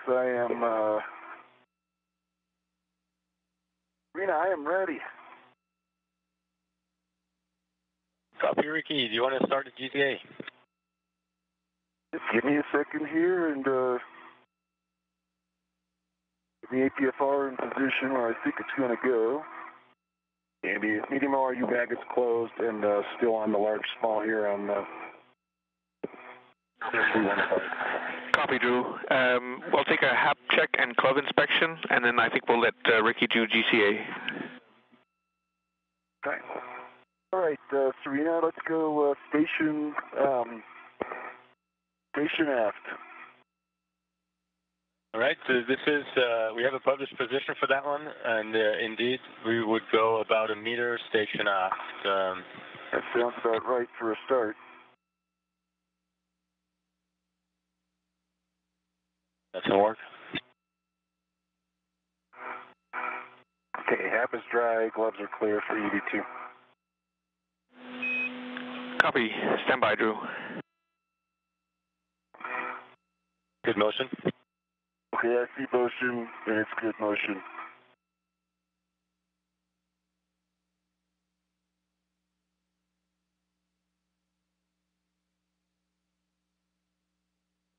Meter lift. Continue. And we can see the robotic arm slowly inching its way now towards Ricky Arnold, being driven by Serena Anand-Chancellor inside the International Space Station. You. Right now, though, we are 3 hours, 31 minutes and counting into today's spacewalk. And with that, that means Drew Feustel has moved up one more spot, now passing former NASA astronaut John Grensfeld, who had 58 hours and 30 minutes. So Foystel with 58.31 and counting is going to continue climbing up. Next on the list will be Russian cosmonaut Fyodor Yurchikhin, and we'll keep an eye out if the spacewalk extends beyond that time, which we're expecting it to. He will then move into 4th place, but now 5th place all time for spacewalking time among all astronauts and cosmonauts, Drew Foystel. Installing the APFR with a clocking of 12, and then Papa Papa Fox 6. Okay, copy that. 12, Papa Papa Fox 6. And with the robotic arm now a lot closer, you can see Ricky Arnold maneuvering that foot restraint. He's going to attach that to the very end into the latching end effector, or the Lee, as you might hear it referred to. It's essentially the hand of the robotic arm. There's one on either side. It's used for maneuvers like this, with the astronauts attaching a foot restraint to climb in. That Lee also used for grappling visiting spacecraft, the unmanned cargo craft like the Cygnus and the Dragon. We're still waiting for confirmation that we're seeing good power draw on the 2 HD cameras that we just installed. So we'd like you to go back to the MMOD shield, and then we'll do the long duration tie down tethers now while we wait for power confirmation. Okay. I'm just going to have to move my waist out of here so I can get a little bit closer for the install. Stand by. And let me go around the top.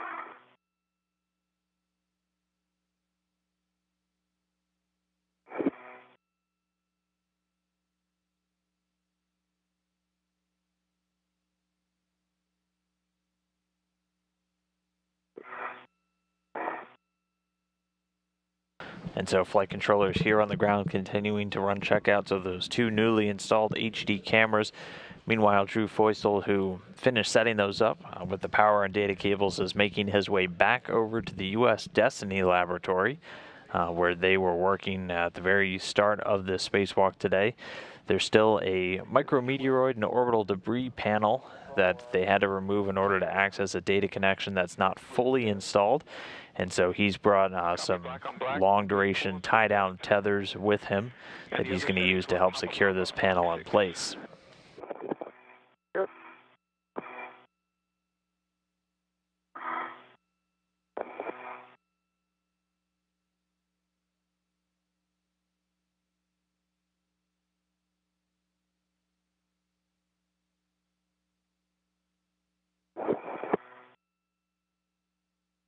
Close the Fox.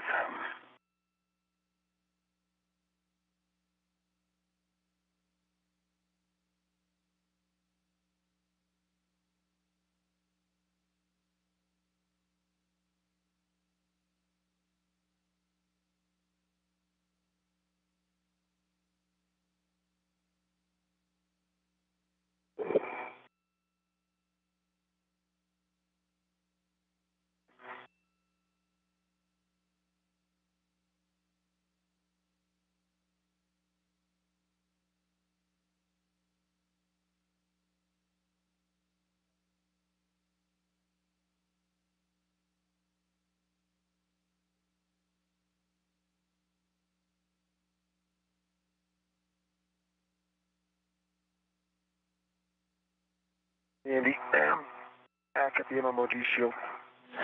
Copy, and we are just back from a 20-second TDRS handover. So copy, Drew, you, and just for awareness, we're about to enter a night pass.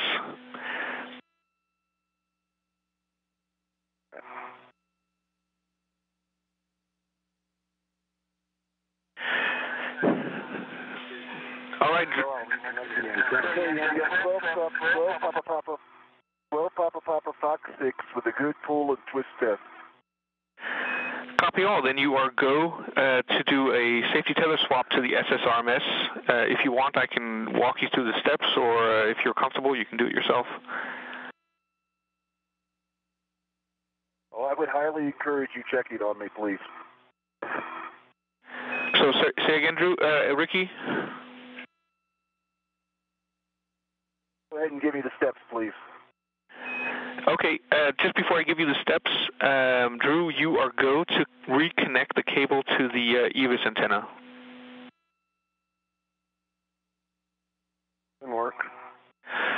And Ricky, first up, you will lock the green tether reel.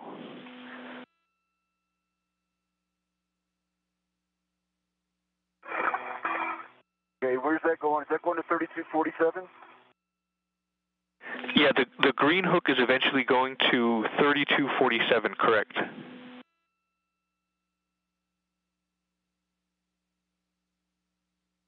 Okay, so locking the green reel.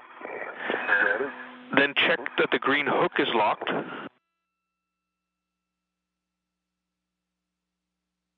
The tether reel is locked. Green hook is locked. Then you can move the yellow hook to the SSRMS tether point and check that the gate is closed and hook locked. To the SSRMS. The yellow.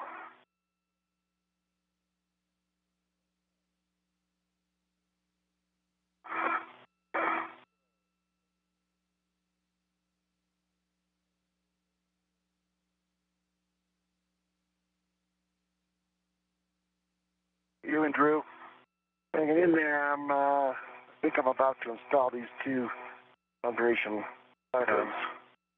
All right, I am on my yellow hook on the SSRMS, the handrail tether point, closed and locked. Copy. Next, you can drop your green hook on handrail 3247 and unlock the green tether reel. And Drew, for you, you'll be stringing out the two long-duration tie-down tethers between, they both go to the same two handrails. The one handrail is the one with the EWIS antenna, and the other one is handrail 0279, which extends from the outside circumference towards the center of the end cone. And so one goes from one stanchion across to the other stanchion, and the second tether from the opposite stanchions.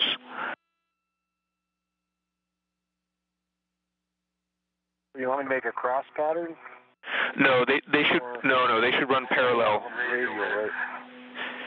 Yeah, so they'll be almost parallel. One across. One goes across the inner stanchion point there, right? That's correct. So the cable that goes from the inner stanchion point goes to the starboard stanchion point on the handrail with the EWIS antenna.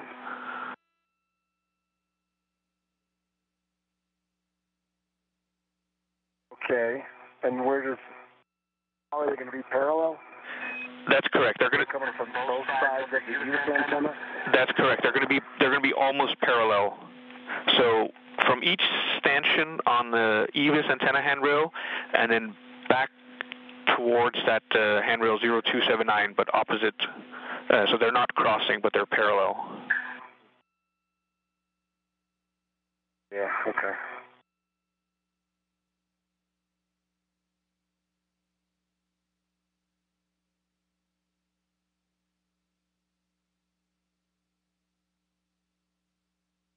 Okay, my local tether, Andy, is closed and locked on the ingress 8 tether point. Copy. Then you can unlock the green tether reel. Yeah, that's already done. Okay, then you can GCA if you need to for ingress, and then you can ingress and retrieve the large or U-back in whatever order you prefer. I'm going to go ahead and ingress, and then grab the bag. Thank you.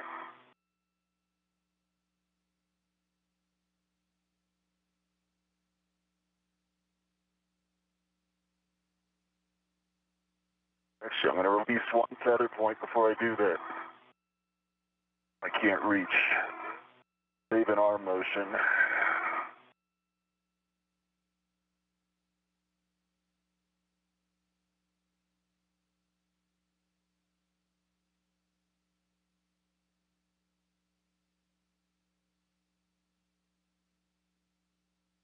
So continuing to look over the shoulder of astronaut Drew Feustel, he's back at this MMOD shield. Again, MMOD standing for micrometeoroid and orbital debris. It's a shield located on the forward port of the Destiny laboratory, and it's just used to provide MMOD, that's micrometeoroids, small pieces of space rock, orbital debris, any space junk that could be floating around outside. Is the station the most heavily shielded spacecraft ever flown, able to withstand direct hits from small pieces of debris traveling at thousands of miles an hour. He had to remove this earlier to get access to the data connections that are now providing data to those newly installed cameras and their booms. They had some issues getting it back in place, and so he retrieved some long-duration tie-down tethers, which you can see him working on here, to kind of cinch this panel down and get it secure.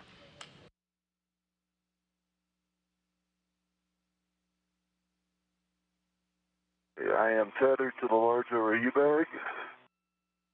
Getting ready to release the big hook from the cedar rail.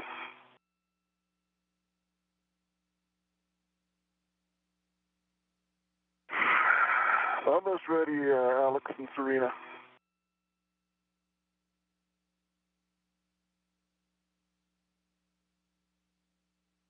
We're ready for you.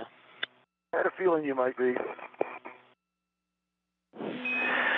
And Ricky, one more step for you. You can extend the ingress aid and then put your local waste tether to it if you want. Yeah, I think I'm in a good config. Thank you. I already extended it, and I think we're good enough.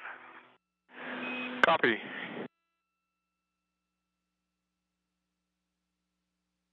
All right. And it's the large ORU bags on my ERT, jaws closed, paddles out. Get my feet one more time. We're configuring, brakes are coming off.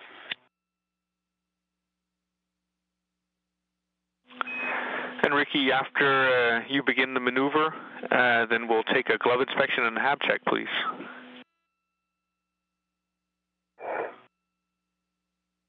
Sounds great. Okay, Alex, as promised, I can't see any of the arm, but you were in a great config moving forward. But my ingress aid is tucked in, and I do have clearance. It looks to me like you have maybe about 40, 50 centimeters from the truss. Yeah, we copy. We have a good picture, big picture view from the lab camera. So if you can just monitor the truss clearance as we move you station forward, that will be enough for us. Hold on a second. My foot came out while I was moving that ORU bag, Alex. You might want to put the brakes on for a second, or? If you want us to do that, we can. Otherwise, we'll just wait. I'm just trying to get my foot in here. Take that, moving that big ORU bag kind of twisted me a little bit. A lot of mass.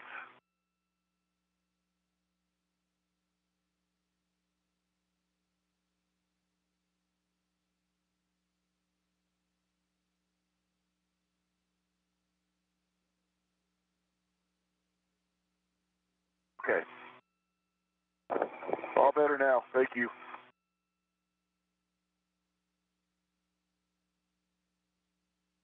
Houston, 1 long duration tie down tethers in place. Great news, Drew. Ready when you are, Alex and Serena.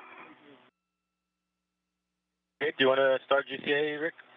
Yep, you're just going to take the station forward to clear the truss, and I think you have maneuver after that, correct? Yeah, we'll take you to the truss backoff position, and after that, we'll put a joint OCAS in to C3 aft backoff. Sounds great. And Houston, a question for you. I'm wondering why, stand by guys for 1 second. I'm wondering why we don't run a tether from the radial handrail on the other side of the whisk to the outboard side of this 279 to hold one across the top.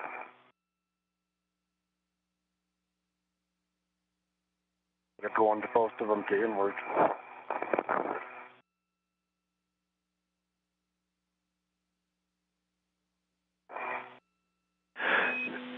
Say again, Drew. We're trying to follow here on the ground. If you're ready. I'm wondering why we don't hook the other long-duration tie-down tether to the outer side of this radial or 0279 instead of having them both go to the inner part. Oh, I might not have been clear enough. So they should go to different stanchions on 0279. So one goes to the innermost stanchion and the other one goes to the outermost stanchion without the two tethers crossing.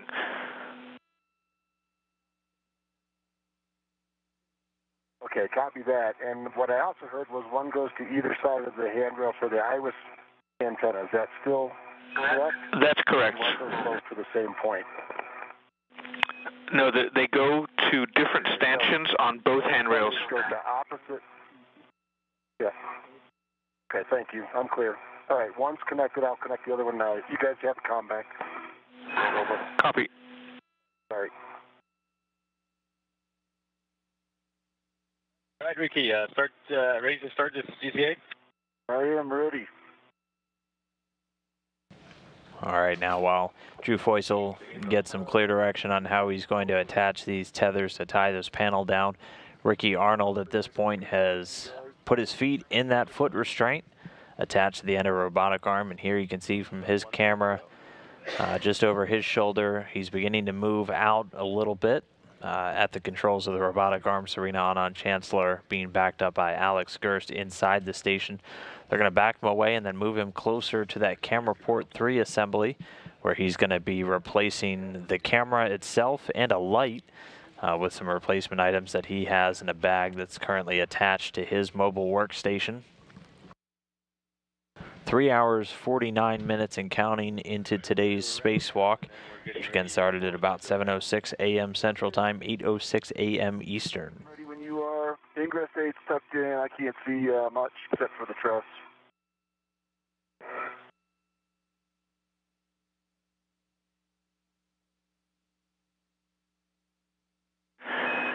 And Ricky, the JOCAS maneuver is about 5.5 minutes. During that time, we'd be happy to take a glove inspection and hab check. You're too polite. You already asked me once, and I blew you off. I'm very sorry. Hab check is good. Gloves.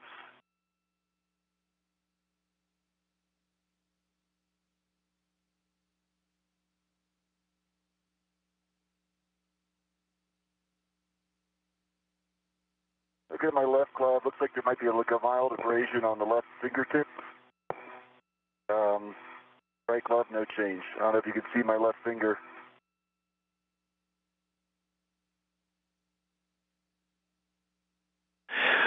Yeah, we can't tell, Ricky, but we copy a mild abrasion on left finger.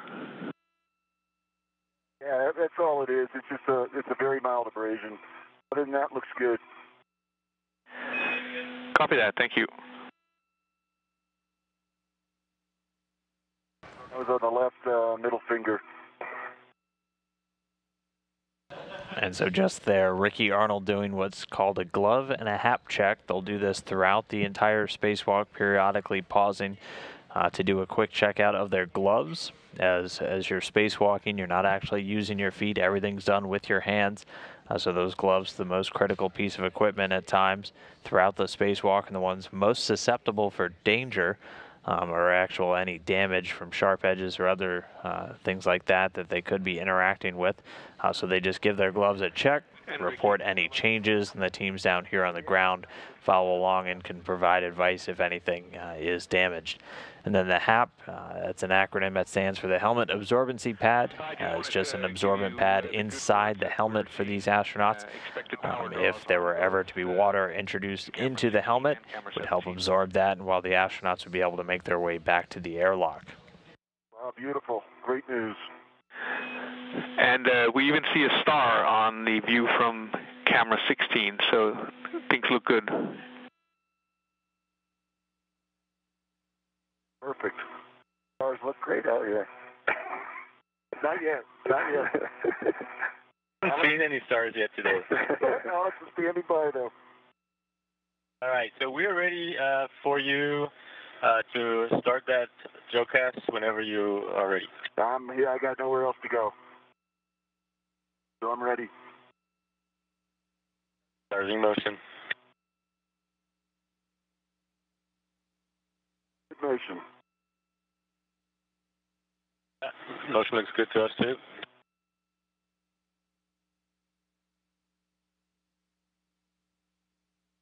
I see where we're going.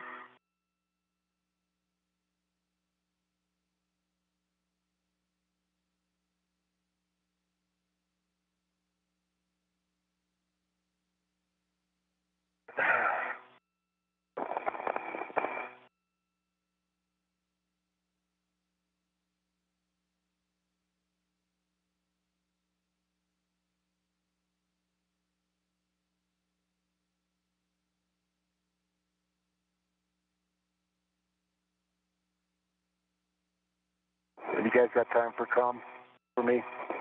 Yeah, we got a big maneuver. Okay, Houston, both long duration tie-down tethers are complete. Hey, that's fantastic news, Drew. So next we'll just want to clean up this work site so you can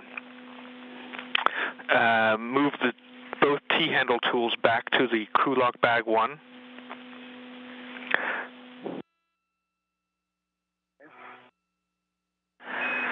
So the one that's attached to the middle is... That's over me.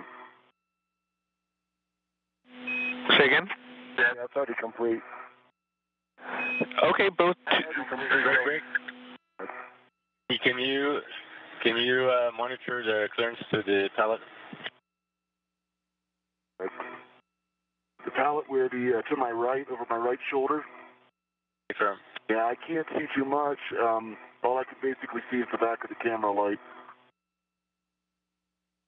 It looks clear to me.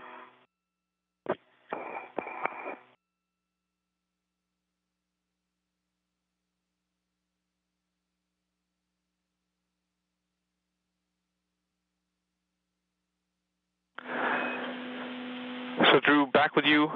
Both T-handle tools are back in crew lock bag 1, correct? Affirmative. Okay. Nice to hear your story, Alex. Drew, next thing you can do is you can tighten the gap spanner as required if you loosened it earlier. And then after that, we'll want to reinstall the trunnion MOI on the MMOD shield.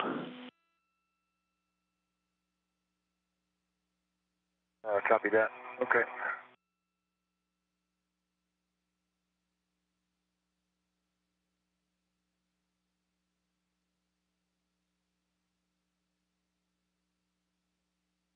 Alex, I can see the entire arm. Clearances all look good. I just can't see behind me.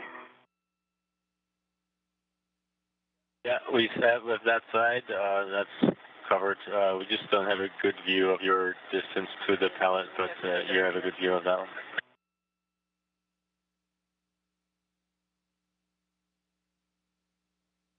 The trunnion MLI is installed.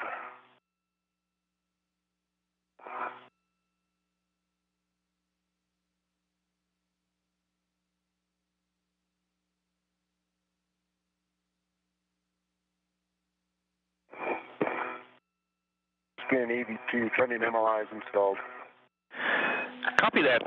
So we'd suggest now that you grab the crew log bag number 1 and then bring it back to where the medium ORU bag is stowed before you retrieve the APFR from PMA 3 with 4.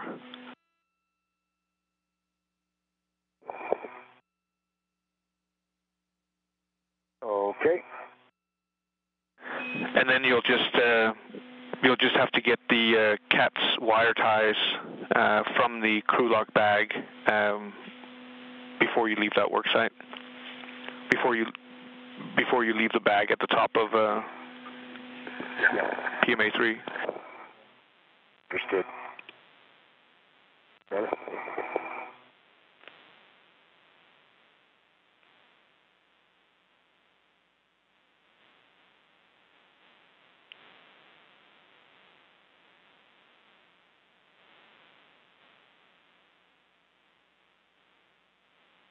Ricky, you're almost there. Yeah, it looks good.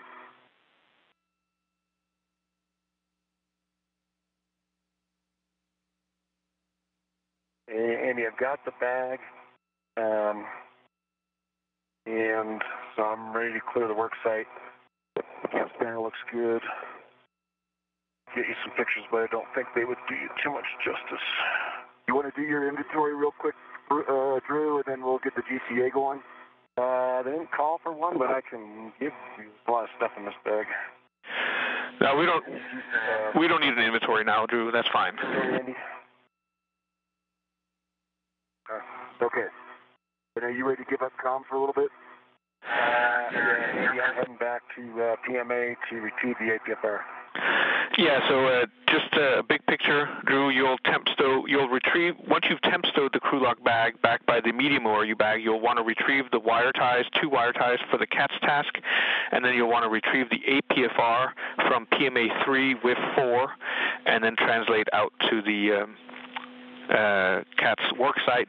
You'll want to relocate your green hook from where it is now to the interface between Node 2 and GEM. Okay, copy all.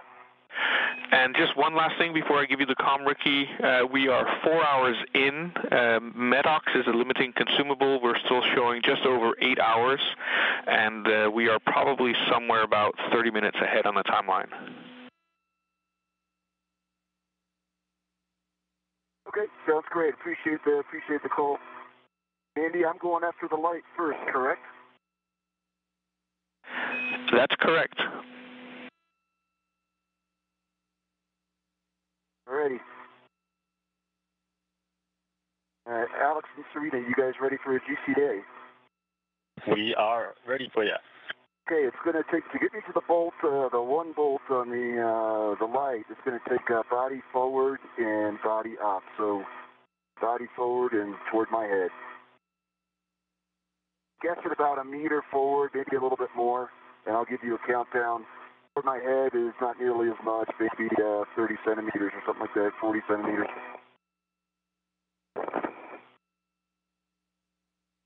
Feel free to... Hey, Ricky, we have a published position for that almost matches what you said, so we will take it towards that direction. That's 75 centimeters to your body X, and then give us directions in which way you want to deviate from that. Okay, sounds good. Go ahead and fly to what they can tell you, and then we'll deviate from there. Coming on.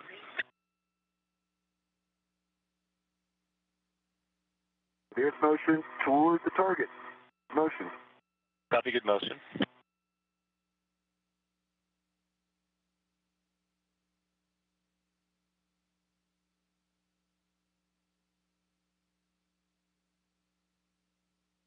So we're there in 20 centimeters. Let us know what you want to do. Okay, I will probably going to need to come a little body left, but feel free to fly this out. That's it.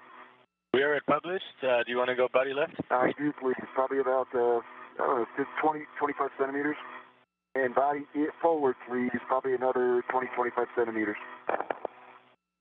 Okay, body forward, 25 centimeters. Body left, 25 centimeters. Good motion. Forward.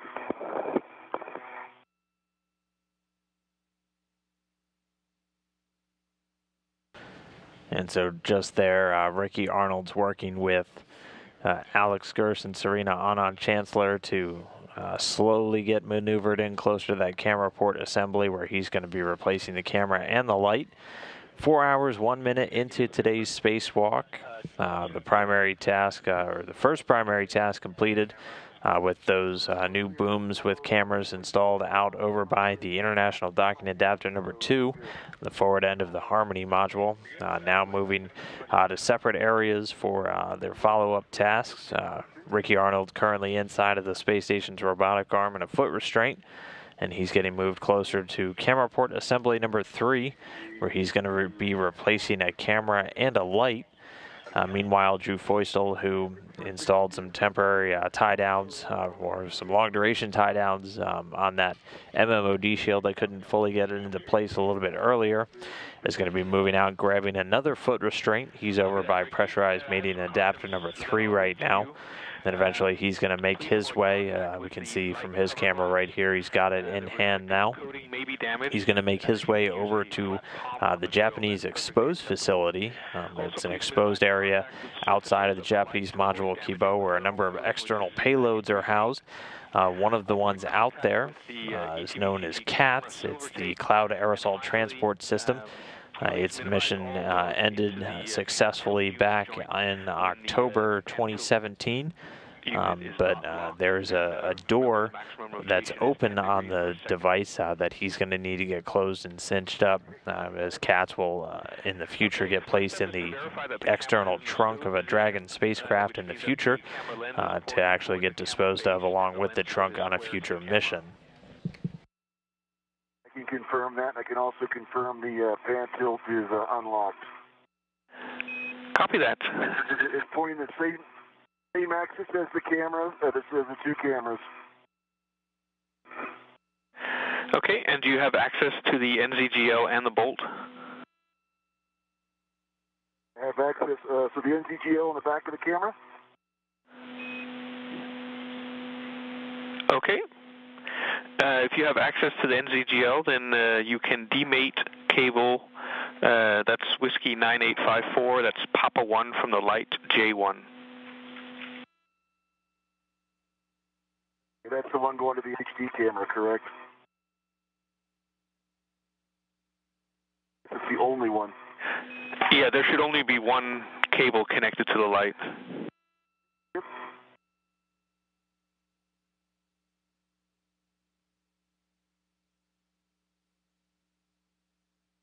And Ricky Arnold now working on this replacement task. Again, he's going to be replacing the light and the high-definition camera on this assembly. Both have been degraded over time.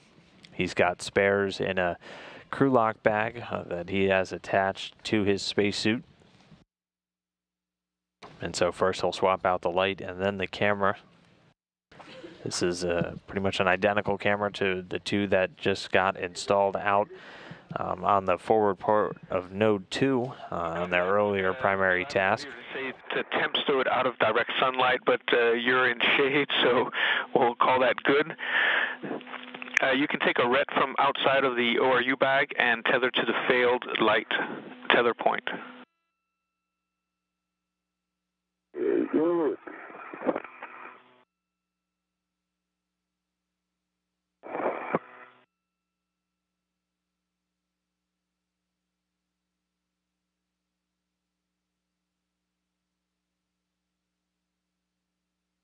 Okay, I have a ret from the outside of the ORU bag on the light. Okay, so now we need access to the bolt. We'll be doing PGT. Understand what I'm ready, and settings are Bravo 6 counter 2. That's correct, Bravo 6 counter 2, and you'll be releasing the bolt 15 turns. See that.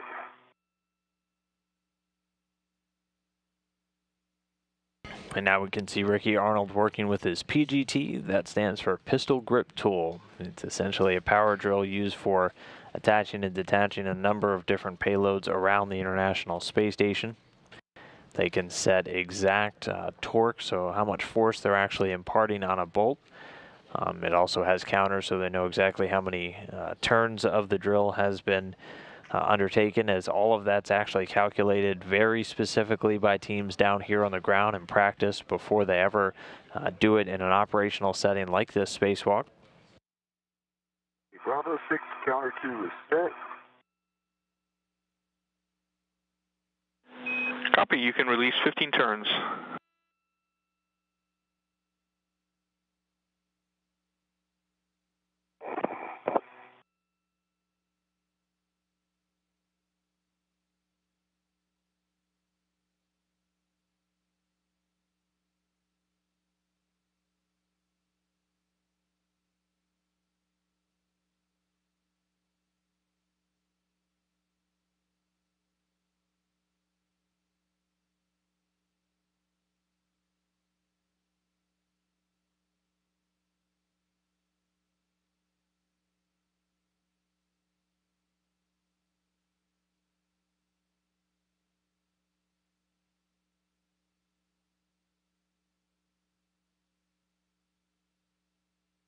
to top out, I would imagine, shouldn't it, Andy? The bolt? Is that what you're talking about? Yeah. Yeah.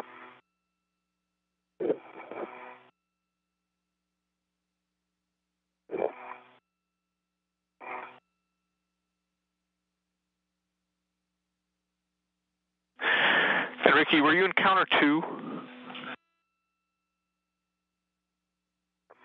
Counter 2. Okay, copy counter 2.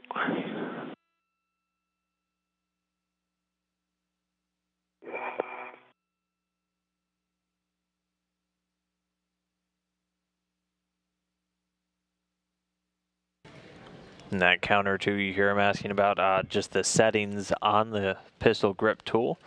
Counter standing for which motion or which direction the drill is driving in, counterclockwise. A little faster. And then the 2 signifying the speed. He's now switched down to counter 2, as you can see, turning a little bit slower. Previously in counter 3.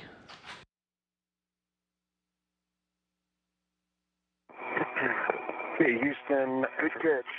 EV2. I've got the APFR on the BOT. I have got the second wire tie out of the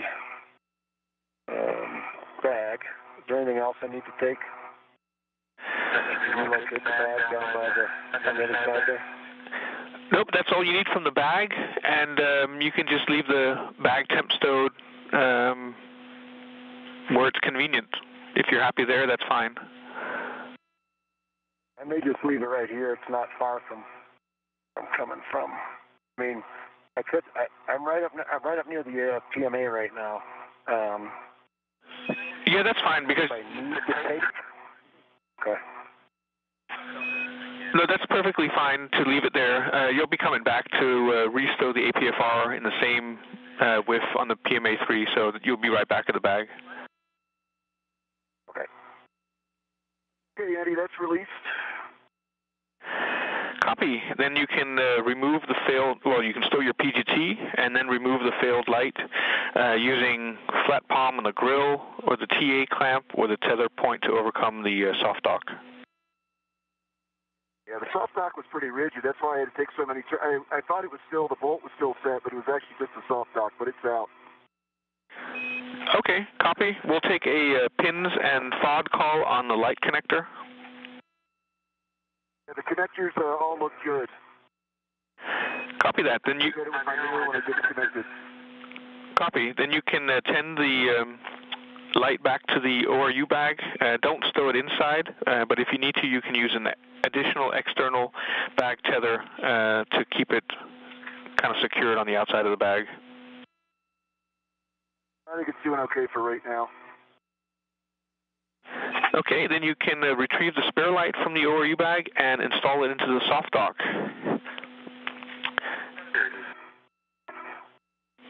And for you, Drew, you'll be translating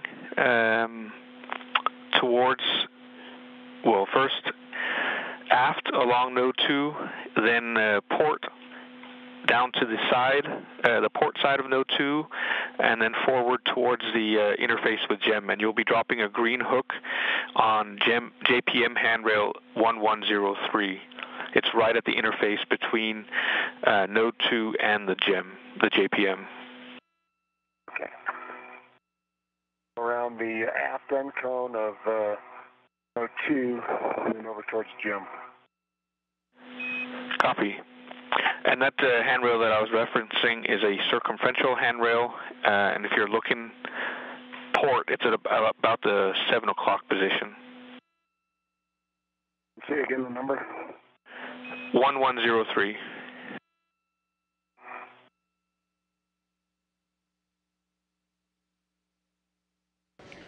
And with the foot restraint now in tow, Drew Feusel making his way over to the GEM, that's the Japanese experiment module, one of the pressurized modules, actually the largest pressurized module on the International Space Station. He's going to be moving out eventually to the exposed facility, which is located at the very far end of the module and hosts a number of different payloads, which are exposed to the vacuum of space different payloads for different science experiments, anything from exposing materials to there are telescopes searching for signs of dark matter and tracking neutron stars. The one that he's going to be working on specifically is the NASA's Cloud Aerosol Transport System, also known as CATS. And there was a LiDAR, so a light and a laser radar device that actually provided measurements of clouds and aerosols back down on Earth. So one of the many Earth sensing pieces of equipment on station responsible for feeding data back down to NASA and other science organizations as they track weather, climate, and other phenomena around the globe from the vantage point of the International Space Station. Some of the other things that CATS was looking at included volcanic eruptions, man-made pollution in different countries across the globe, even looking at smoke from wildfires in North America and dust storms in the Middle East. The CATS payload had its power and data system stop working back on October 30th in 2017. After it had operated 5 times its expected 6-month life expectancy.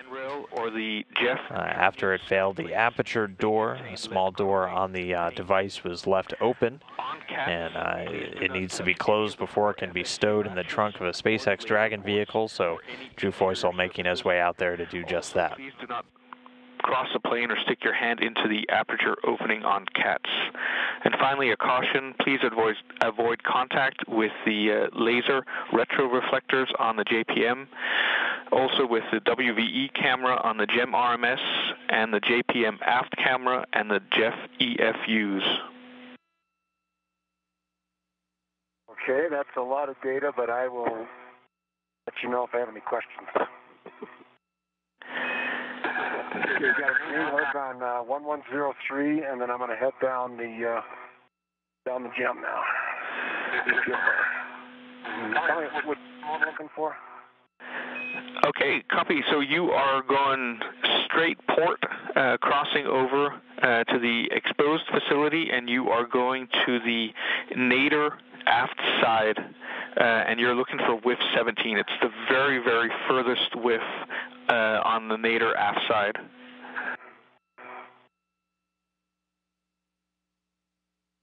Andy, and I have Bravo 1 clockwise 2 set, and could you just give me a number of turns, and I'll get started driving.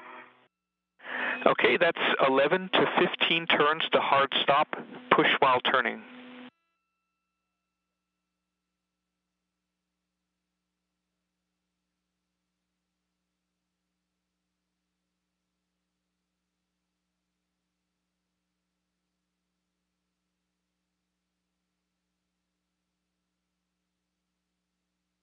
Okay. This is the maker light, isn't it?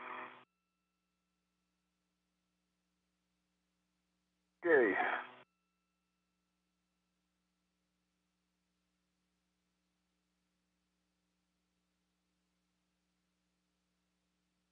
I see cats. Wish someone would give me a break. Give me a break. Okay, work is 12, actually 11.8, and turns are 12, and a green light. Maybe sunrise. Copy 11.8, 12 turns and a green light. Okay, you can release the ret from the light. Will do. And then you can mate the cable, Papa 1, to the light, Juliet 1. And we'll take a FOD, pins, and EMI band call, please. Yeah, and I'm probably going to have the arm moved just a little bit to see that. And yeah, I've got whiff 17 on the jet. Excellent. So then you can install the APFR with a clocking of 11, and then it's Oscar, Oscar, Fox 12.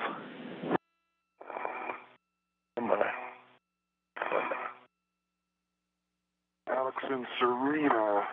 I just got to do a quick GCA here to get the connector on.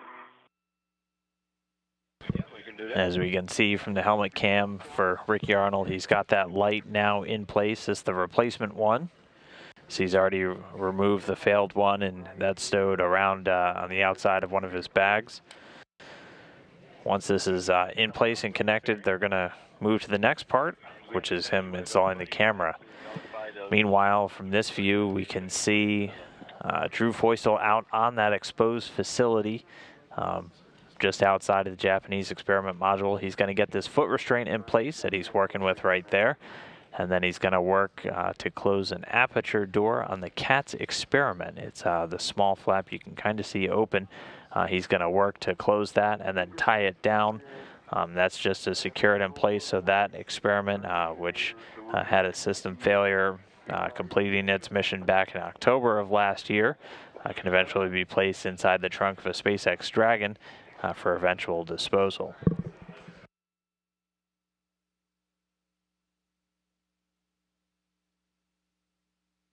Good motion. Good motion. Continue. 3, 2, 1. Stop there. Wow, you were precise down to the very centimeters. Every now and then.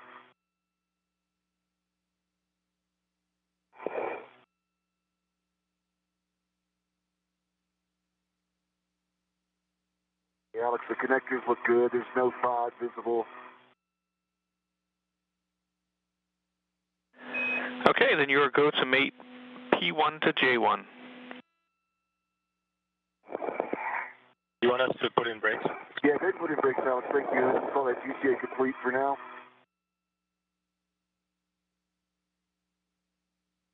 Brakes are on. Thank you.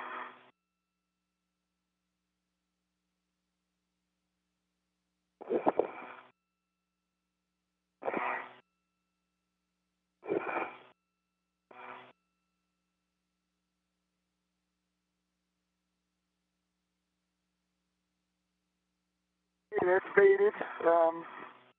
No issues. Every center looks good.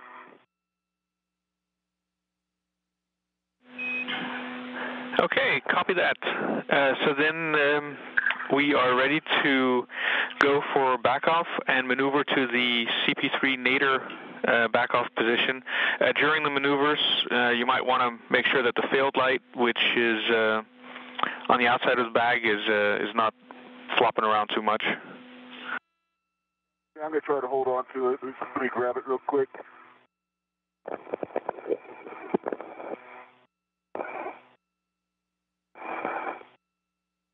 I won't hold it as nicely as in the diagram in the briefing package, but I'll do a good job. Excellent. Like a Fabergé egg. I'm holding the light, and I can see the bag, and we are clear, Alex. When you guys are going to back me off, I think you're correct. All right, brakes are coming off. We're configuring. Okay, Andy. The width is in. 11 Oscar Fox 12 is set. Copy that. With a good pull and twist test, black on black. And here's a quick treat for us. So this is actually a view from one of those newly installed high-definition cameras. This coming from one of those cameras that was just installed on the forward part of Node 2. This is a view that'll be providing views of U.S. commercial crew vehicles being built by U.S. companies SpaceX and Boeing as they begin their final approaches to the International Docking Adapter number 2 on the International Space Station. So they're doing all these checkouts now, but already getting views from these newly installed cameras. Out here because I'm not to touch anything. Well, we don't like to make it easy. Why not? Okay, yeah, good pull test. Good.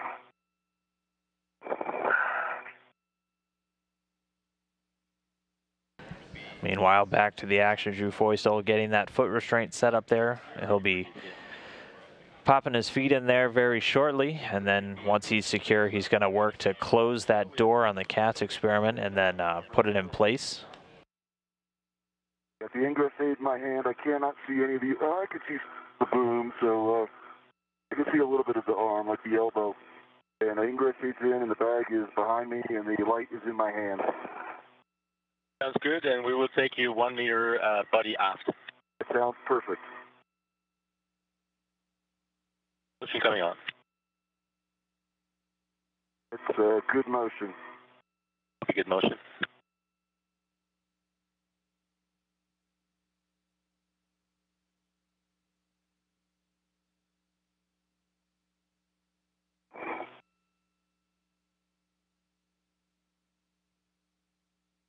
Is one shiny looking here in there. Yeah, we see that in your WVS.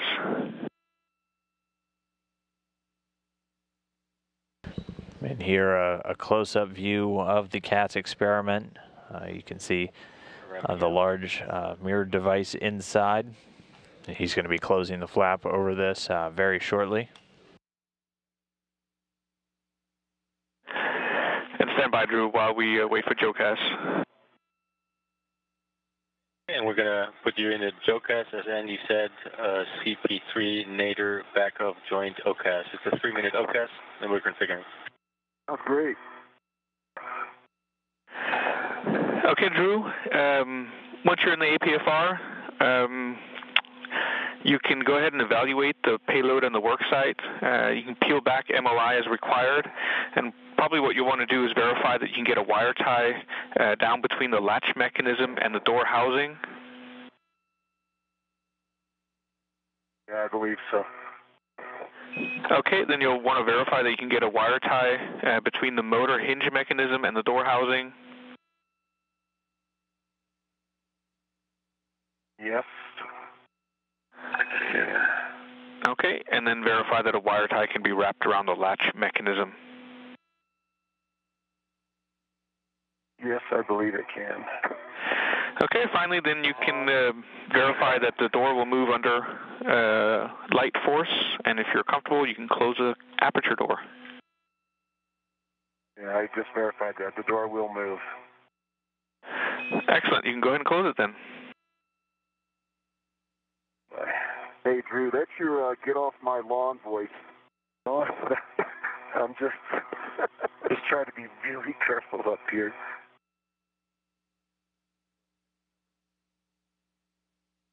And so after giving the site a quick checkout, Drew Foysel going to work now to close the door and wire tie it in place on this CATS device. CATS, again, standing for Cloud Aerosol Transport System, providing measurements of a number of different phenomena focusing on clouds and aerosols in Earth's atmosphere. We're in good shape. Pretty interesting. The measurements from the device enabled more accurate aerosol modeling and forecasting, and help improve tracking and forecasting of volcanic plumes and any hazards that they might present to aviation and airplanes, commercial airliners. Also help to advance humanity's understanding of aerosol proximity to clouds, which is a really important thing to understand if we are to predict the effects of interaction between clouds and aerosols on Earth's climate system. Again, this payload had its power and data system stop working on October 30th of 2017, and that was 5 times past its expected life expectancy. The latch and the aperture door. And so to secure it for its eventual removal from the exposed facility, he's going to close this door and wire tie it down, and then it's going to be attached or detached and stowed in a SpaceX Dragon trunk on an upcoming commercial cargo flight. There's cats. It says cats, but there's frogs on the lid. That was my best drawing for cat eyes. They look more like alligators. Okay, the cat's lid is captured. Perfect.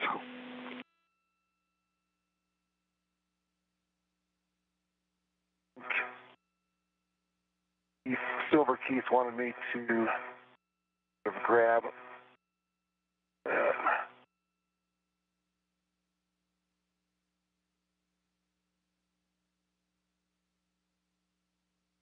And so now Voisil going to secure the cat's door in place with these wire ties. And this doesn't seem like it's going to move. Yeah, we like what we're seeing.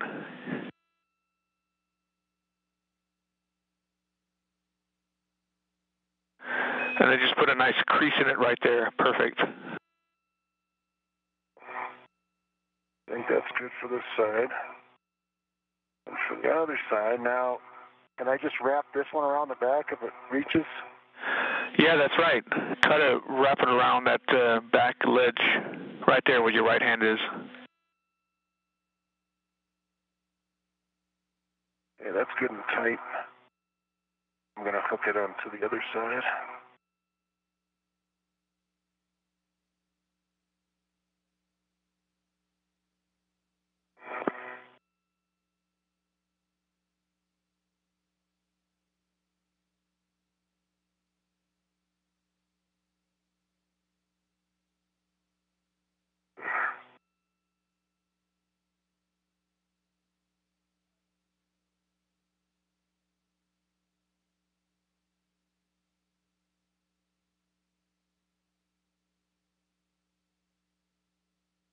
Ricky, we're getting ready for GCA, flying to a published position with your GCA input. Copy that. And I'll just quickly, Ricky, give you some warnings and cautions as we're approaching